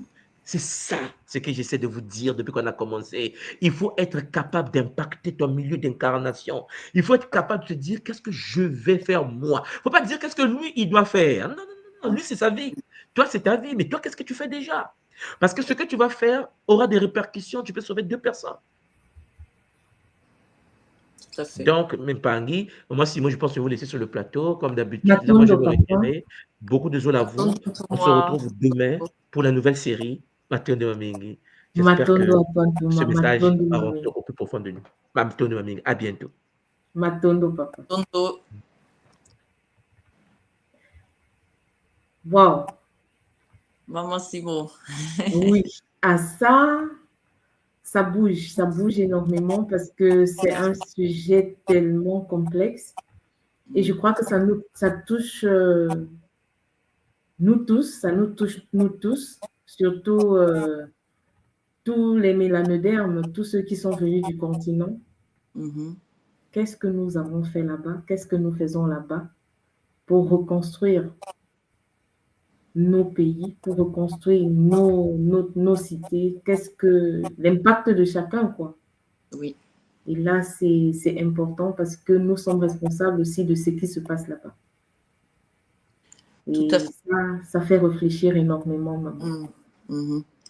Il est vrai que, comme dit tout moi, on n'est pas toujours obligé de retourner à l'endroit même où nous sommes nés. Bon, idéalement, c'est cela parce qu'il semblerait que l'endroit où nous sommes nés, nous avons une mission. C'est là qu'on doit faire notre mission. Maintenant, il est vrai qu'il y a beaucoup de gens de la diaspora, bon, pour des raisons X, Y, hein, donc je comprends bien que ce n'est pas toujours évident de se dire du jour au lendemain, bon, ben, je quitte l'Europe, je retourne en Afrique. Bon. Mais si on pouvait déjà commencer petit à petit, ne fût-ce qu'aller tous les 2 ans, aller dans tel pays, on n'est pas spécialement obligé de retourner dans notre pays d'origine, mais mettre une pierre à l'édifice. Par exemple, quelqu'un du Congo peut très bien aller au Sénégal ou au Cameroun ou au Côte d'Ivoire. Justement, maman, je connais beaucoup de Camerounais qui sont installés actuellement en Côte d'Ivoire. J'en connais aussi beaucoup qui sont installés au Sénégal. J'en connais qui sont en train de s'installer en République centrafricaine et même au Congo. Je crois que là, nous n'avons pas, puisque nous sommes un même peuple, là, il n'y a pas de problème. S'il n'y a pas de... L'objectif, c'est de faire quelque chose, de bouger. Tout à tu fait. vois, c'est d'abord se mettre en mouvement. Oui. Moi, c'est ce que je comprends et que ce que j'intègre, c'est se mettre en mouvement et ne pas oublier qu'on n'est pas seul, qu'on est guidé et faire confiance aux ancêtres qui sont en nous et que nous incarnons aussi. Donc, je crois que avec tout ce que nous avons compris aujourd'hui, déjà la responsabilité envers nos enfants, nos familles, et aussi envers nos pays, et envers pas seulement le pays, envers le continent et au-delà du continent, envers le monde, parce que nous n'impactons pas seulement là-bas, nous impactons aussi ici. Et il est vrai, chaque chose que l'on fait aura automatiquement un impact. Donc, comme tu disais, suivre ses guides, se laisser guider par nos ancêtres, par nos anges gardiens, on les appelle comme on veut. Mais en tous les cas, oser faire le pas. Moi, je crois que c'est ça aussi qui est difficile. Parfois, les gens ont peur. Moi, je me mets dedans, hein, attention. Hein. Donc, c'est pas toujours facile de changer du tout au tout, du jour au lendemain, mais y aller petit à petit. Et il suffit d'avoir la volonté et de le faire. Moi, j'essaie, dans la majorité des cas, enfin, dans la mesure du possible, de retourner, allez, ne fût-ce que tous les 2 ans, tous les 3 ans, au Congo déjà. Et puis petit à petit, je commence à connaître d'autres pays africains. Voilà. Donc, essayer en tout cas de faire quelque chose, même si on commence par soi-même. Hein, comme disait Ntouma, acheter un petit carré de terrain là, et puis de fil en aiguille, faire un petit potager. Et puis d'un potager, ça devient peut-être quelque chose de plus grand. Et pourquoi pas? Parce que ce que j'aime beaucoup, c'est un peu donc, dans le système de la permaculture, on va commencer par faire pour soi-même. Ce qu'on a en soi, on le partage. On partage avec les voisins, on partage avec la famille. Et puis, bon, pourquoi pas, plus loin. Et insuffler cette idée aux autres. Finalement, si on a un peu de sous, bon, bah, pourquoi pas faire creuser un puits, hein, donc là où c'est vraiment nécessaire. Moi, j'aime beaucoup cette idée d'aider vraiment les gens, mais par rapport à des besoins essentiels comme avec l'eau. L'eau, c'est Il y a super. beaucoup de projets, hein, maman. Il y a beaucoup de possibilités. Retourner en Afrique, on n'est pas d'abord obligé de commencer par son village si on n'a pas d'attache, parce que quand tu dis la peur, c'est nous tous. Oui. Parce que tu vois, ce sujet, nous parlons des Mouloki. C'est pas chacun qui a vécu sur le continent l'a expérimenté à un moment donné. Donc, chacun qui pense rentrer, c'est ce qui l'attend là-bas, c'est ce à quoi il va se confronter. Et à un moment donné, il y a cette peur-là. Moi, je l'ai vaincu par le Kimontu. C'est le Kimontu qui m'a permis de pouvoir me lever et d'aller en Afrique et de pouvoir faire ce que je fais et en étant confiante. Parce qu'aujourd'hui, je sais qui je suis, je sais avec les guides avec lesquels je travaille. Les guides que l'école, tout ce que l'école met à notre disposition de pouvoir se mouvoir partout où on est de manière calme, aisée, posée, de pouvoir faire les choses sans toutefois avoir cette peur-là que tu dis, maman. C'est normal. Donc, pouvoir soi-même mettre ses boucliers, pouvoir activer et déployer son énergie, c'est important. C'est important. C'est pour ça que aujourd'hui, je comprends tous ceux qui ont besoin de pouvoir savoir comment devenir indépendant. C'est important de se rapprocher de l'école. Et il y a le côté Mbongoma. Tout à fait. Cette année, l'école a commencé à ouvrir les cours économie de conscience. Et en septembre, il y aura le cours sur Kimvama. Le magnétisme monétaire. C'est pas quelque chose, en fait, il faut avoir cette connaissance. Il faut pouvoir toucher à cette énergie. Et tu vois, beaucoup de chez nous souffrent parce que, justement, ça manque. Il y a quelques-uns qui arrivent à sortir de la tête de l'eau et très souvent avec des mauvaises alliances. Pourtant, cette énergie, cette connaissance est à notre disposition. Tout à fait, maman. C'est vrai que moi aussi, depuis que j'ai connu l'école, je me suis sentie beaucoup plus sereine. Avant, j'avais tendance à douter de moi, etc. Mais maintenant, ça ne m'arrive plus, ou pratiquement plus. Hein, parce qu'on apprend beaucoup. Et ce que j'ai beaucoup aimé aussi, c'est, comment dire, la capacité qu'on a à finalement approcher tous les ngas qui existent dans l'école Kimontu. Donc, je trouve ça extraordinaire parce que je me souviens encore au tout début que l'école avait commencé, il y a quelques années, donc plus de 10 ans. Il est vrai qu'il n'y avait que Ntouma. Et maintenant, ce que je trouve extraordinaire, c'est d'avoir cette possibilité de pouvoir approcher un gars, finalement, de son choix. Il suffit d'aller sur l'école, sur le site de l'école et choisir. Justement. Donc, on a cette chance inouïe maintenant. Les Mpangui de maintenant ont vraiment beaucoup de chance. Oui, la communauté de la tradition grandit et c'est plus facile parce que oui, avant le calendrier de Ntouma était très chargé, tout seul c'était chaud. Donc maintenant c'est facile. Quand on parle par exemple le leadership entrepreneurial qui a eu lieu, le leadership totémique entrepreneurial, nous sommes totémistes. Ntouma parlait tout à l'heure de l'énergie totémique.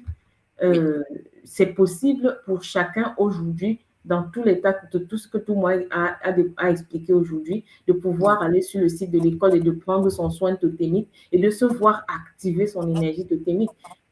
Et les calendriers sont ouverts. Et il y a beaucoup qui le font, hein, maman. Il y a beaucoup de...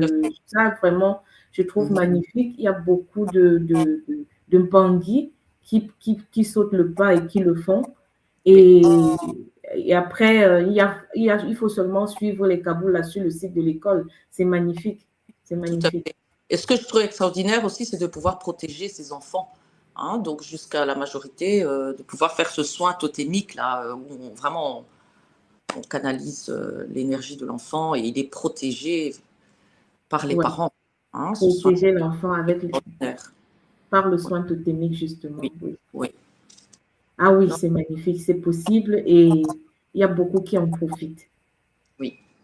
Maman, je crois qu'aujourd'hui, on est allé, il est 15h15, on va mettre fin, au moins en Europe.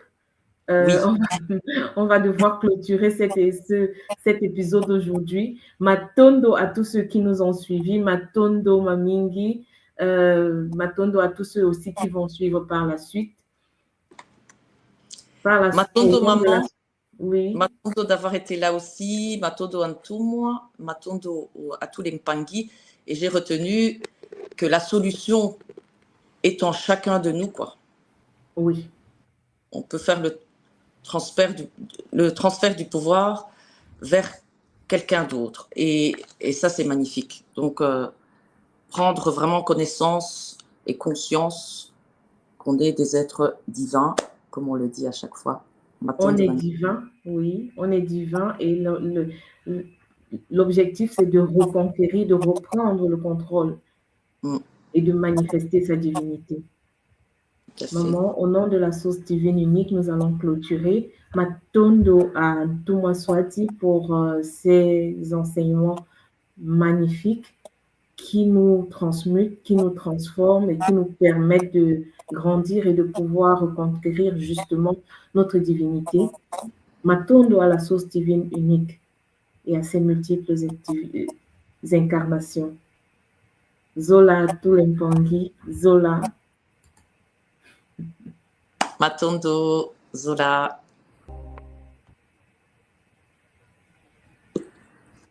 Et à bientôt.